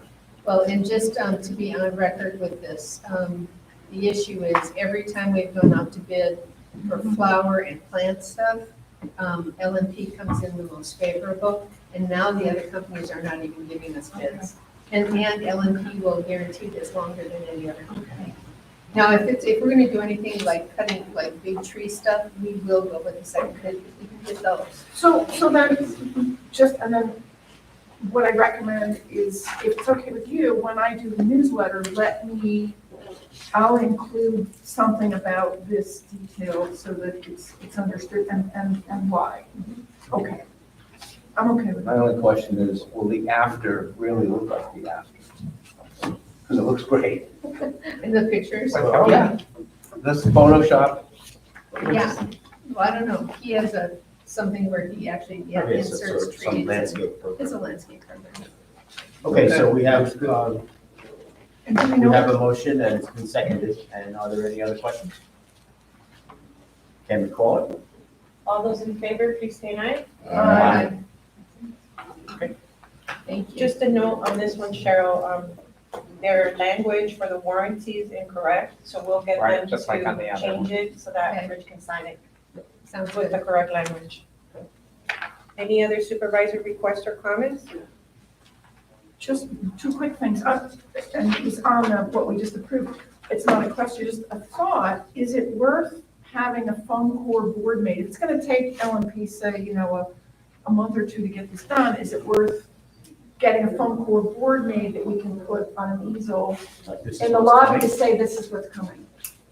Just to give people a little ammo boost.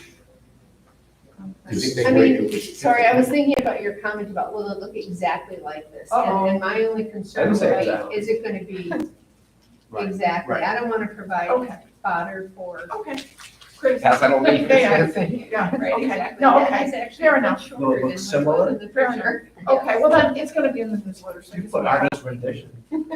That's true, and then the other thing was, I think we all got the letter from the homeowner over on Abilene. So I wanted to ask Cheryl, when landscaping, folks do look at things like the Medici berm, I spent quite some time in the backyard over on Abilene, and there are definitely some holes, and an idea that they had was, you might have the same issue on Savona. The fence that comes down in the water, we were sort of speculating, could they put cat palms on either side of the fencing so people aren't just heaving their fishing equipment over and then, or their burglary tools, and climbing over? Just, so if I could just leave you with that, I think the homeowner would be very grateful. I think razor wire. I love that idea. With some cleat lights? We have been asked so many times about a wall that Keith and I have talked about just getting a quote so we can either put it to bed or. It's I know- expensive. Steve Thomaston knows, because they put in a wall. But I think Yeah. you just need to see it because I can't stop those questions. That how did you just build a wall? Well, this is How many I'd like to say people this bring is that why. up? Oh, it comes up. I get it at least once a week. Absolutely. Is it the same person? Yeah, it's the same person. I get that question, Wall ain't gonna help. Any other supervisor comments? Okay, it is 1:14 PM. Is there a motion to adjourn? I'll make that motion. Is there a second? Adjourn. Second. All those in favor, please state aye. Aye. Meeting adjourned at 1:14 PM. Thank you, everybody. Thank you, everyone. Have a good day.